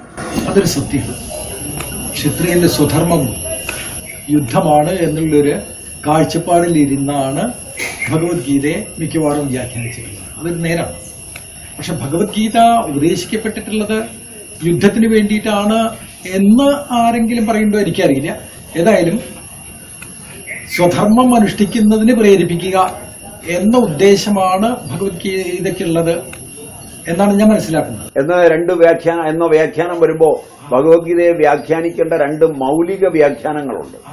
ഒന്ന് ശ്രുതിപക്ഷത്ത് നിന്നുകൊണ്ട്, ഇത് ശ്രീമദ് ഭഗവത്ഗീതാസു ഉപനിഷത്സു ബ്രഹ്മവിദ്യായാം യോഗശാസ്ത്രേ ശ്രീകൃഷ്ണാർജുന സംവാദേ എന്ന് പറയുന്ന ഭഗവത്ഗീതയെ വ്യാഖ്യാനിക്കാൻ ഒരുങ്ങുമ്പോൾ ഉപനിഷത്സു എന്ന പദം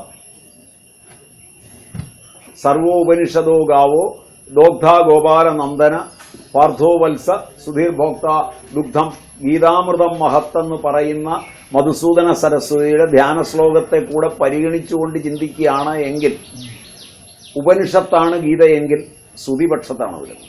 എപ്രയോറി ശ്രുതിപക്ഷത്ത് വരുന്ന ഒന്ന് മാഹിംസ്യത് സർവഭൂതാനി എന്ന വേദനിയമത്തെ നിർദ്ദയം സ്വീകരിക്കേണ്ടതാണ്. അതെ, അതിൽ യാതൊരു രണ്ട് പക്ഷമില്ല. അങ്ങനെ വരുമ്പോൾ ശ്രുതിപക്ഷത്തു നിന്നുകൊണ്ട്, വ്യാസപക്ഷത്തു നിന്നുകൊണ്ട്, മധുസൂദന സരസ്വതിയുടെ പക്ഷത്തു നിന്നുകൊണ്ട് ഗീതയ്ക്കൊരു വ്യാഖ്യാനം ഒരാൾ എഴുതുന്നു എങ്കിൽ ഗീതയിൽ യുദ്ധമില്ല, യുദ്ധത്തിന്റെ സന്ദേശങ്ങളുമില്ല.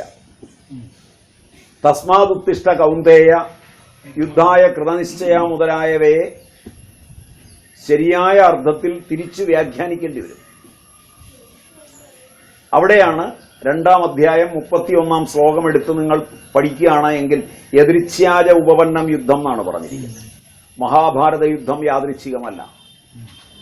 അപ്പൊ യാദൃച്ഛികമായ ഒരു യുദ്ധമാണ് യുദ്ധക്കളത്തിൽ നടന്നത് ഭഗവാന്റെ നിർദ്ദേശത്തിൽ, ഭഗവാന്റെ മുമ്പിൽ. ആ യുദ്ധം അർജുനനുമായിട്ടുള്ള യുദ്ധമാണ്. അതാണ് ഗീതയ്ക്ക് കാരണം. അത് യാദൃച്ഛികമാണ്. പക്ഷെ ഇത് എനിക്ക് തോന്നിയിട്ടുള്ളത് ഈ വ്യാഖ്യാതാക്കള് കാലത്തിന് അനുരൂപമായിക്കൊണ്ടും അങ്ങനെ വ്യാഖ്യാനിച്ചിട്ടുണ്ടോ? അങ്ങനെ വ്യാഖ്യാനിക്കുകയാണെങ്കിലും ശങ്കരപക്ഷത്തു നിന്ന് വ്യാഖ്യാനിക്കണം.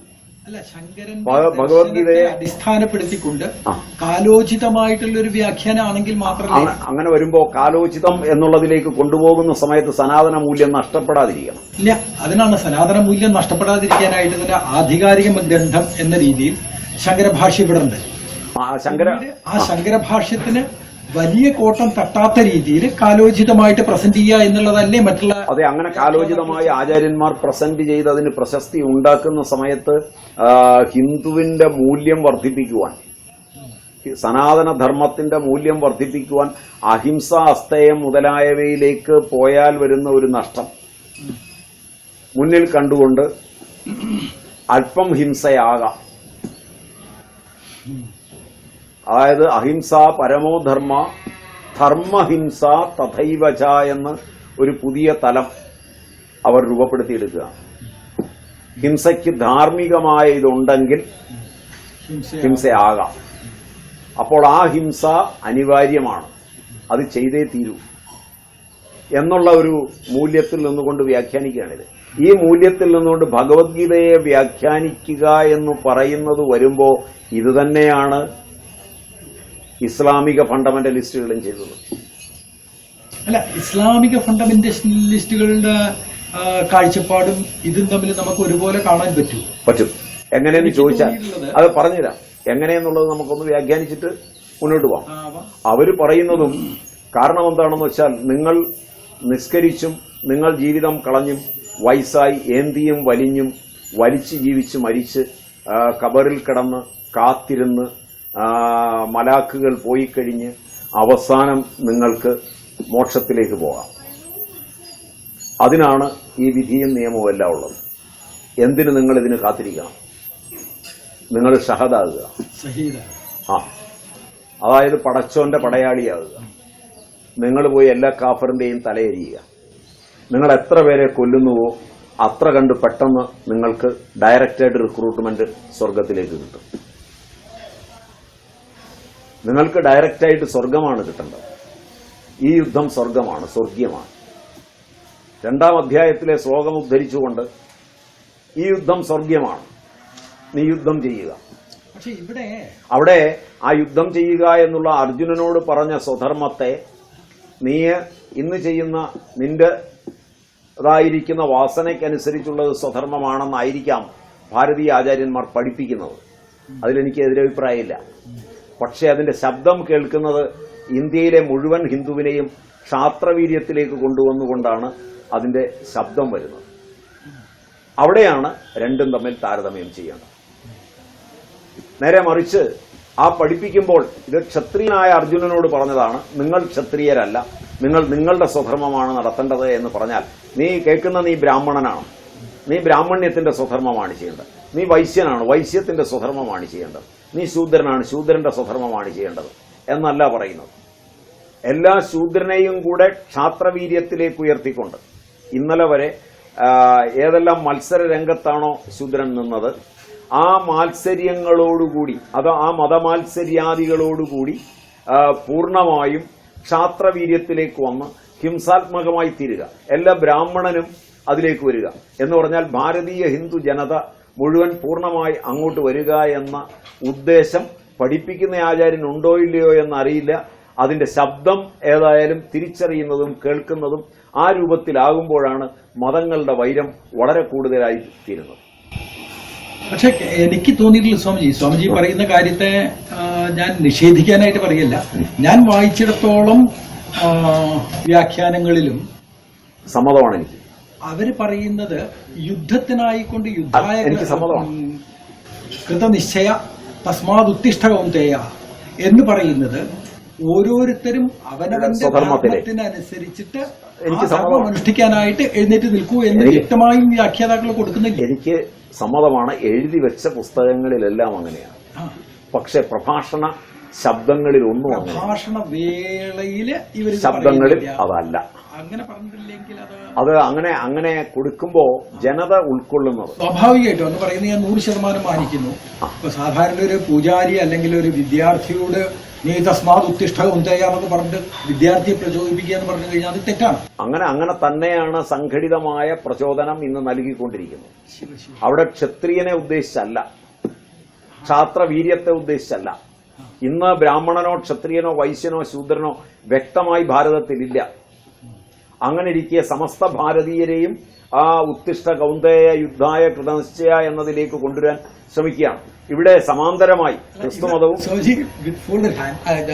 കൈകൂപ്പിക്കൊണ്ട് പറയുന്നത് ഇവിടെ ഒരിക്കലും യുദ്ധം ചെയ്യാനല്ല പ്രേരിപ്പിക്കുന്നത്. അവനോട് പറയുന്നത് നീ ഏതൊരു ധർമ്മത്തിൽ നിൽക്കുന്ന ഞാൻ സമ്മതിക്കുന്നു, ആ ധർമ്മം അനുഷ്ഠിക്കൂ. അത് പ്രഭാഷകരും അങ്ങനെയല്ലേ പറയുന്നത്? അല്ല, അല്ലാതെ ഞാൻ കേട്ടിട്ടില്ല. അതുകൊണ്ടാണ് അല്ല എന്നുള്ളതാണ് ഞാനൊരു പ്രഭാഷകൻ എന്ന അല്ല എന്നുള്ളതും പോകുന്നവരെന്ന രീതിയിൽ ഒരിക്കലും എന്റെ കാഴ്ചപ്പാട് അല്ല എന്നുള്ളതും കിട്ടുന്ന എല്ലാ സമ്മേളനങ്ങളിലും എല്ലാ സ്ഥലങ്ങളിലും ഗീതയിലെ ഈ ഇടശ്ലോകങ്ങൾ മാത്രം എടുത്ത് ഉദ്ധരിച്ചുകൊണ്ട് അതിന്റെ സനാതന ധർമ്മം വിട്ട് ഇത് ഉദ്ധരിച്ചുകൊണ്ട് ഹിന്ദുവിനെ വർദ്ധിതവീര്യമാക്കുന്നതിന് വേണ്ടിയുള്ള ഒരു ശ്രമം ഇന്ന് ചെയ്യുന്നുണ്ട്. അത് ആവശ്യമായിരിക്കാം. കാരണം അപ്പുറത്ത് മറ്റുള്ളവർ വരുമ്പോൾ അവരുമായി ഏറ്റുമുട്ടി വേണ്ടി വരുന്നേക്കാം ജീവിക്കാൻ. രണ്ടു കൂട്ടരും ഏറ്റുമുട്ടി കൊള്ളുകയില്ലാത്തവർ മൊത്തമായി പോയി കഴിഞ്ഞുള്ള ഒരു ജനത ചിലപ്പം ഉത്തമമായേക്കാം. പക്ഷേ ക്രിസ്തുമതവും ഭഗവത്ഗീതയും ഖുറാനും ബൈബിളും ഒക്കെ വെച്ചുകൊണ്ട് മതങ്ങൾ ഇന്ന് ചെയ്തുകൊണ്ടിരിക്കുന്നതാണ്. അതായത് കുരിശ് യുദ്ധങ്ങൾക്ക് വേണ്ടി തന്നെയാണ് ക്രിസ്തുമതം അതിന്റെ മുഖം ഏറ്റവും മിനുക്കി വെള്ളയുടുത്ത് നല്ല ഉത്തമന്മാരാണെന്ന് തോന്നുമാറുള്ള ബിഷപ്പന്മാർ വളരെ സൗമ്യമായി, അതായത് ശബ്ദം കൊണ്ട് ഒരിലയ്ക്ക് പോലും അനക്കം വരാതെ സംസാരിക്കുമ്പോഴും അതിന്റെ പിന്നിൽ കുരിശ് യുദ്ധങ്ങൾക്കുള്ള ആഹ്വാനമുണ്ട്. അതൊരു പക്ഷേ ഏറ്റവും കൂടുതൽ ക്രിസ്തുമതത്തിൽ നിന്നായിരിക്കും വളരെ സൂക്ഷ്മമായി വരുന്നത്. കാഴ്ചയിൽ ഏറ്റവും മനോഹരമായി വേഷം ധരിച്ചോ, ഭരണാധികാരികൾക്ക് ഇഷ്ടപ്പെടുമാറും പൗരോഹിത്യം, ഇന്ത്യൻ പൗരോഹിത്യത്തിലെ ഏറ്റവും അധികം ഇന്ന് പ്രശസ്തി എല്ലാ സമുദായങ്ങളുടെ ഇടയിലുമുള്ളത് ക്രിസ്തുമതത്തിനാണ്. ക്രിസ്തുമത പൗരോഹിത്യത്തിനാണ്. അധികാരസ്ഥാനങ്ങളിൽ പിടിയുള്ളത് അവർക്കാണ്. ആ ക്രിസ്തുമതം അധികാരങ്ങളിൽ പിടി വച്ചുകൊണ്ട് ഏത് സമയത്തും ഈ സൗമ്യതയ്ക്കെല്ലാം അപ്പുറം ഒരു സമയത്ത് സാമ്രാട്ട് അശോകൻ പറഞ്ഞതുപോലെ കലിംഗ യുദ്ധത്തിന് ശേഷം അഹിംസയിലേക്ക് വന്ന അശോകൻ ഒരിക്കൽ ഭീഷണമായി എതിരാളിയോട് പറയേണ്ടി വന്നിട്ടുണ്ട്, അശോകന്റെ വാൾ ഇപ്പോഴും ഉറയിലുണ്ട്.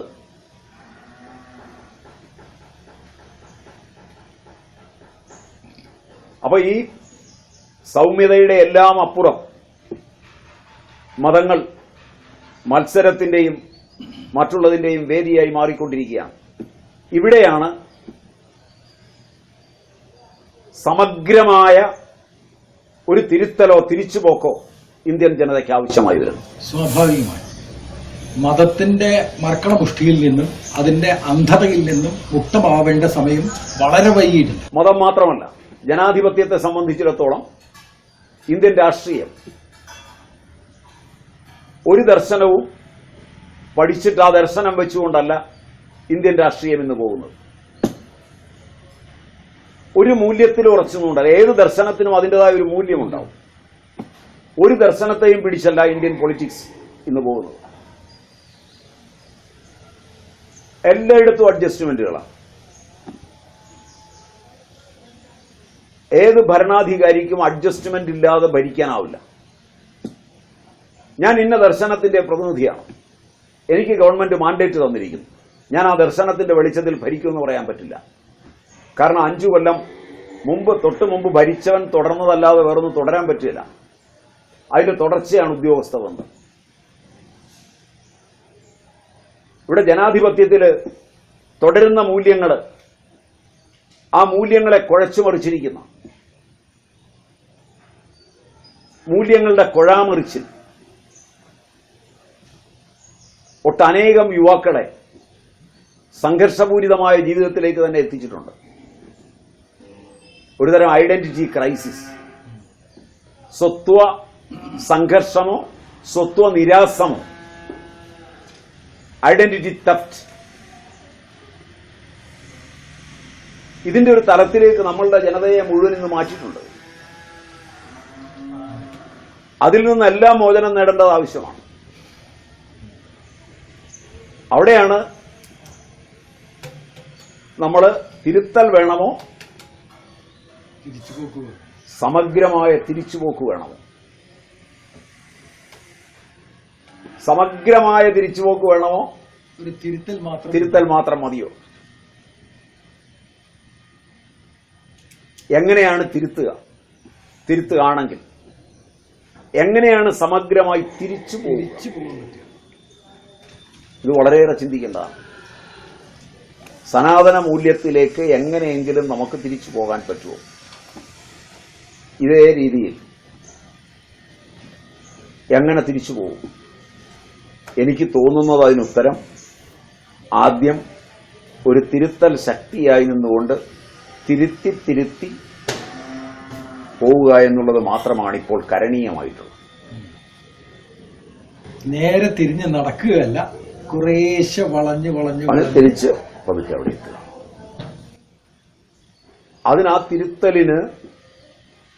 ആ തിരുത്തൽ ഇന്ത്യൻ പൊളിറ്റിക്സിൽ, ഇന്ത്യൻ രാഷ്ട്രീയത്തിൽ, ഇന്ത്യൻ സംസ്കാരത്തിൽ, ഇന്ത്യൻ മതങ്ങളുടെ മൂല്യനിർണയങ്ങളിൽ ഇടപെട്ടുകൊണ്ട് നടത്താൻ മാത്രമേ പറ്റൂ.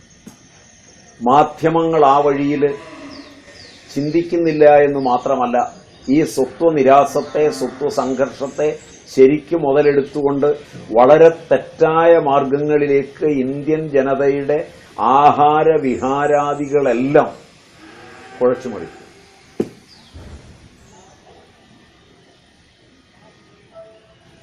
മാധ്യമങ്ങൾക്ക് വാർത്ത കിട്ടുന്നത് അവിടെയാണ്.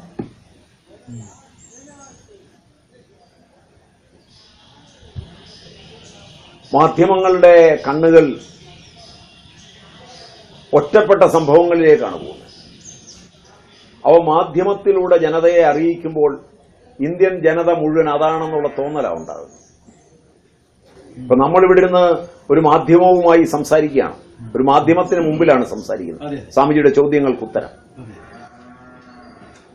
ഇതൊരു മാധ്യമ പ്രവർത്തന രംഗത്ത് ഒരുപക്ഷെ സംശയവും അത്ഭുതവും എല്ലാം ഉണ്ടാക്കാവുന്നതാണ്.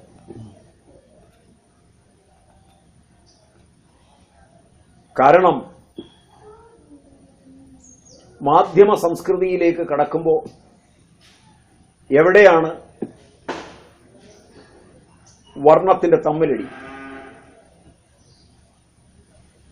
അതെങ്ങനെയാണ് രൂപപ്പെട്ടു വന്നത് എന്ന് കാണിക്കാനല്ല, അതില് ഏതെങ്കിലും ഒരു വ്യക്തി പീഡനം അനുഭവിക്കുന്നുവെങ്കിൽ അതിന്റെ പീഡനത്തെ പർവ്വതീകരിച്ച് കാണിക്കും. പീഡിപ്പിക്കുന്നുണ്ട് എന്നുള്ളത് വസ്തുതയുമാണ്. പക്ഷെ അത് സാർവലൗകികമല്ല. അതിനെ അവിടെ വെച്ച് തടയാൻ ഭരണാധികാരിക്ക് കഴിയുമാറ് മാധ്യമങ്ങൾ ഇടപെട്ടാൽ മതിയായിരുന്നു. ഒരിക്കലും അത് നിർത്തലാക്കാൻ വേണ്ടിയല്ല മാധ്യമം ഇടപെടുന്നത്. എന്ന് തന്നെയല്ല, ആധുനിക കാലത്ത് മാധ്യമ ഭീമന്മാർ അത്തരം രംഗങ്ങൾ പാരലായി സൃഷ്ടിച്ചുകൊണ്ട് തന്നെ, സ്കൂപ്പ് ഉണ്ടാക്കിക്കൊണ്ട് തന്നെ ഇടപെടുന്നുണ്ട്. ഇന്ത്യയിലെ സ്ത്രീപീഡനങ്ങളുടെയും ഇന്ത്യയിലെ കൊലപാതകങ്ങളുടെയും ചരിത്രമെടുത്താൽ അവയൊക്കെ സംഭവിക്കുന്നതിന് മുമ്പേ ക്യാമറയുമായി ആളുകൾ എത്തുന്നുണ്ട്.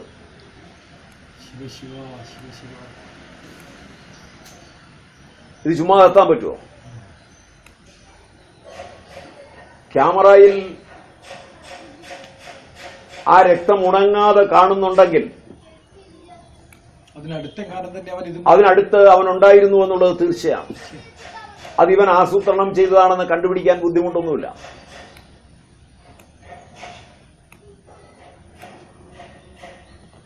അത്ര കണ്ട് വളർന്നു നിൽക്കുകയാണ്.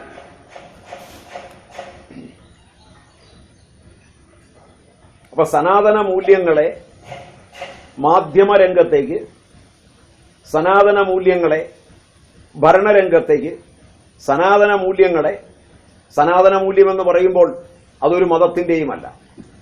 എപ്രയോറി സത്യം, സത്യം ഒരു മതത്തിന്റെയുമല്ല. അഹിംസ ഒരു മതത്തിന്റെയുമല്ല. അസ്തേയം ഒരു മതത്തിന്റെയുമല്ല. ബ്രഹ്മചര്യം ഒരു മതത്തിന്റെയുമല്ല. അപരിഗ്രഹം ഒരു മതത്തിന്റെയുമല്ല. അപ്പൊ ഈ മൂല്യങ്ങളെല്ലാം മത അതീതമായി ജനങ്ങളുടെ ഇടയിൽ പ്രചരിക്കുക എന്നുള്ള രീതിയിൽ ഒരിടപെടൽ സാംസ്കാരികമായി ഉണ്ടായാൽ ഒരു തിരുത്തലുണ്ട്.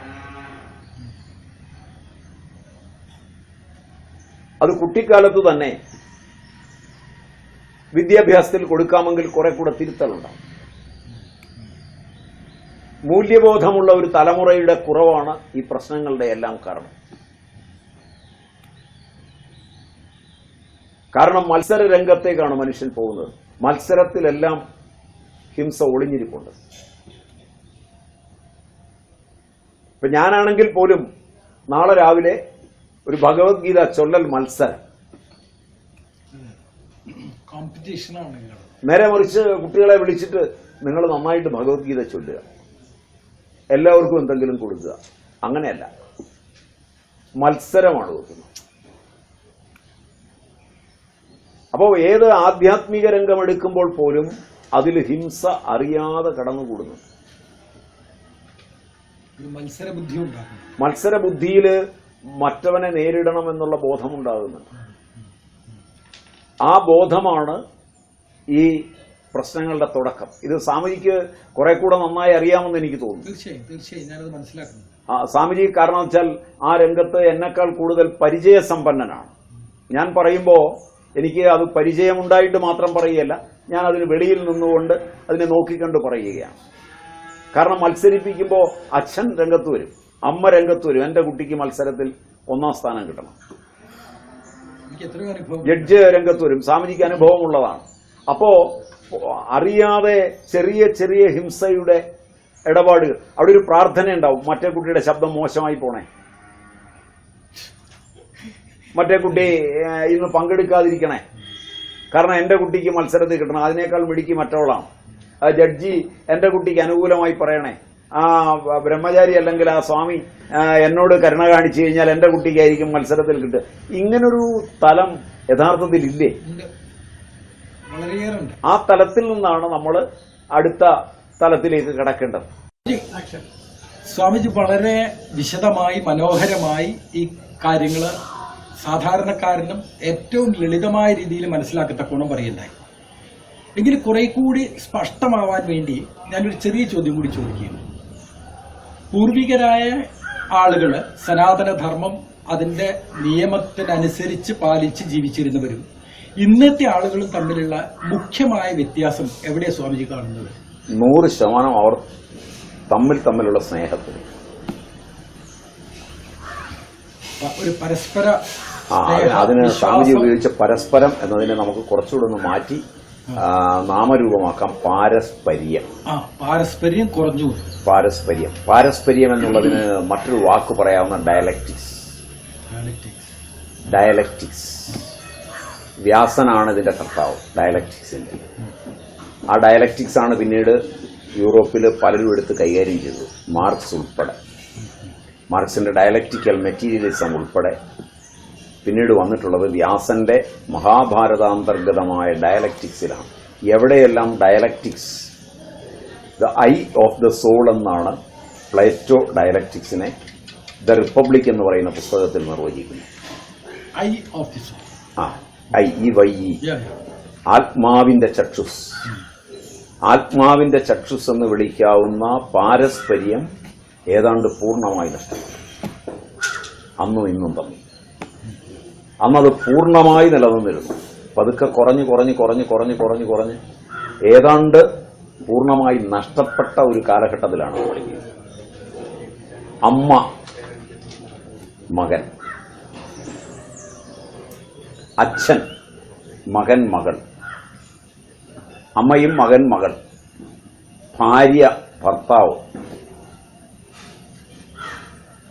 ഒരു സ്ത്രീയും പുരുഷനുമാണ് ഇന്ന് ഭാര്യയും ഭർത്താവും. അവർ ഭാര്യയും ഭർത്താവുമായിട്ടല്ല ജീവിക്കുന്നത്. സ്ത്രീയുടെ അവകാശങ്ങൾ പുരുഷന്റെ അവകാശം. എപ്പോഴാണോ പാരസ്പര്യം വരുന്നത് ഈ അവകാശങ്ങളെല്ലാം അന്ത്യമാവും. രണ്ടുപേരുടെ അവിടെ ഒരു മർജിങ് ഉണ്ട്. ദാമ്പത്യത്തിന്റെ ഇമ്പം എന്ന് പറയുന്നത് അതാണ്. ഇമ്പം എന്ന പദമാണ് അതിന് ഉപയോഗിക്കുക. ആ ദാമ്പത്യത്തിന്റെ ഇമ്പം ഇന്നില്ല. കാരണം എപ്പോഴും അവളെ ഓർമ്മിപ്പിക്കുന്ന സ്ത്രീ വിമോചനത്തിന്റെ, സ്ത്രീ സ്വാതന്ത്ര്യത്തിന്റെ, സ്ത്രീയെ പീഡിപ്പിക്കുന്നതിന്റെ ചിത്രമാണ്. ലോകത്തിൽ എവിടെ ഒരു സ്ത്രീയെ പീഡിപ്പിക്കുന്നുവെന്ന് അവൾ കാണുമ്പോഴും തന്നെയാണ് പീഡിപ്പിച്ചതെന്ന് തോന്നലും, ആ പീഡിപ്പിച്ചവൻ തന്റെ ഭർത്താവ് തന്നെയാണെന്ന് തോന്നല്, തന്റെ മകനാണെന്ന് തോന്നല്, തന്റെ സഹോദരനാണെന്ന തോന്നല്, തന്റെ അച്ഛനാണെന്ന തോന്നലിന്റെ ഒരു വേദനയിലാണ് ആ പാരസ്പര്യം നിലനിർത്താൻ ശ്രമിക്കുന്നത്.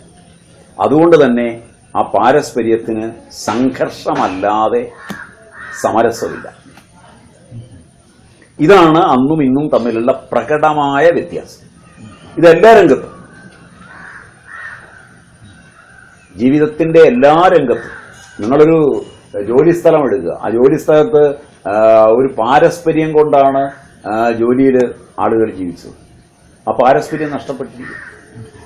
ജോലി വേറെയായി മാറിയിരിക്കുന്നു. കാരണം എപ്പോഴും ഒരു ഭീഷണമായ അന്തരീക്ഷം വരാൻ പോകുന്നുവെന്ന് സ്ത്രീയും പുരുഷനും എപ്പോഴും സംശയിച്ചുകൊണ്ടാണ് ജീവിക്കുന്നത്. ഒരു വണ്ടിയിൽ സഞ്ചരിക്കുമ്പോൾ അപ്പുറത്തൊരു സ്ത്രീ ഇരിക്കുന്നു, ഇപ്പുറത്തൊരു പുരുഷൻ ഇരിക്കുന്നു, സ്വാമിജി ഇരിക്കുന്നു എന്നായിരിക്കാം. എപ്പോഴാണ് ഇവൾ നിലവിളിക്കുന്നത്, എപ്പോഴാണ് സ്വാമി തല്ലുകൊള്ളുന്നതെന്ന ഭയത്തിൽ വേണം സ്വാമി ജീവിക്കാൻ. സ്വാമി ഉത്തമനാണെങ്കിൽ. അധമനാണെങ്കിൽ രണ്ടും കൽപ്പിച്ച് അവളെ ഉപദ്രവിച്ചിട്ട് വേണം സ്വാമി ജീവിക്കാൻ. അപ്പൊ ഉത്തമന് പോലും ഭയമുണ്ടാകുമാറാണ് ഒരു സ്ത്രീയുടെ സാന്നിധ്യം. ഭാര്യയ്ക്ക് പോലും ഭർത്താവ് എന്ന് പറയുന്നത് തന്നെ പീഡിപ്പിച്ചു എന്ന് പറയാം. തനിക്കിഷ്ടമില്ലാത്ത ഒരു സമയത്ത് തന്നോട് രമിക്കാൻ ഭർത്താവ് ശ്രമിച്ചാൽ അത് പീഡനമാണ്, അത് നിയമപരമായി പീഡനമാണ്. അപ്പോൾ പാരസ്പര്യം എന്ന് പറയുന്നത്, പരസ്പര സ്നേഹമെന്ന് പറയുന്നത് ഏതാണ്ട് എല്ലാ ആളുകളും തമ്മിൽ നഷ്ടപ്പെട്ടു. വിശ്വസിക്കാനാവില്ല എപ്പോഴാണ് തിരിയുക. അമ്മ മകനെ കമ്പിവടി കൊണ്ടടിച്ച് ആശുപത്രിയിലാവുന്നു. ചിന്തിക്കാൻ പറ്റും. ആസ്താം താവതീയം പ്രസൂതി സമയേ ദുർവാര ശൂരവ്യഥ നൈരുച്യം തനുശോഷണം മലമയീ ശയ്യാജ സംവത്സരി ഏകസ്യാപിന ഗർഭഭാര ഭരണ ക്ലേശസ്യ യസ്യ ക്ഷമോ ധാതും നിഷ്കൃതി മുന്നതോപി തനയസ്തസ്യൈ ജനനീനമായെന്ന് മാതൃപഞ്ചകത്തിൽ അമ്മയെക്കുറിച്ച് പാടിയ ശങ്കരൻ എവിടെ നിൽക്കും പാരസ്പര്യത്തിൽ? ഇതിനേക്കാൾ വലിയ പാരസ്പര്യമില്ല. ഏകം ഒറ്റ കാര്യം, ഗർഭിണിയായിരിക്കെ അമ്മ എന്റെ കുടുംബത്തെ പരിചരിച്ചതിന്റെ ഒറ്റ കാര്യത്തിന്, ബാക്കി ഒന്നിനും എനിക്ക് ചെയ്യാൻ പറ്റില്ല. അതിന് മാത്രം എന്തെങ്കിലും ചെയ്യണമെന്ന് വെച്ചാൽ പോലും ഈ പുത്രൻ നിഷ്കൃതിയാണ്. അവൻ എത്ര തന്നെ ഉന്നതനായിട്ടുണ്ടെങ്കിലും ആണെങ്കിലും നിഷ്കൃതിയാണ്. എനിക്ക് ചെയ്യാവുന്ന ഒന്നേ ഉള്ളൂ, അമ്മയെ അവിടുത്തെ നമസ്കരിക്കുക മാത്രം. ഈ ഒരു പാരസ്പര്യമാണ് മാതൃപാരസ്പര്യം എന്ന് പറയുന്നത്. അതായത് ഗുരുശിഷ്യ പാരസ്പര്യം, മാതൃപുത്ര പാരസ്പര്യം, പിതൃപുത്ര പാരസ്പര്യം. ഇതൊക്കെ വളരെ സനാതനമായി നിലനിന്നിരുന്ന, മാതൃദേവോ ഭവ, പിതൃദേവോ ഭവ, ആചാര്യ ദേവോ ഭവ എന്ന തലത്തിൽ നിലനിന്നിരുന്ന ഒരു സംസ്കൃതി ഏതാണ്ട് നഷ്ടപ്പെട്ട് ഇതെല്ലാം വ്യക്തിയാണ്. ആ നിൽക്കുന്നത് കോമളമാണ്, ജാനകിയാണ്, അത് അമ്മയാണ് എന്നുള്ള ആ ഒരു സംസ്കൃതി നഷ്ടപ്പെട്ടിരിക്കുന്നു. അതുകൊണ്ടല്ലേ ഈ ഓൾഡ് ഏജ് ഹോമെല്ലാം ഉണ്ടാവേണ്ടി വരുന്നത്. തീർച്ചയായിട്ടും അതെ. അപ്പം ആ നഷ്ടമാണ്, സ്നേഹത്തിന്റെ നഷ്ടം, പാരസ്പര്യത്തിന്റെ നഷ്ടം അഥവാ ഡയലക്റ്റിക്സിന്റെ നഷ്ടമാണ് നമ്മെ സംബന്ധിച്ചിടത്തോളം ഇന്ന് ഏറ്റവും വലിയ പ്രതിസന്ധിയായി തീർന്നിട്ടുള്ളത്. ആ ചോദ്യത്തിന് ഉത്തരം തീർച്ചയായും വളരെ ക്ലിയറാണ്. ഇനി സമാപിക്കുന്നതോട് ചേർന്ന് ഒരു ചെറിയ ചോദ്യം കൂടി.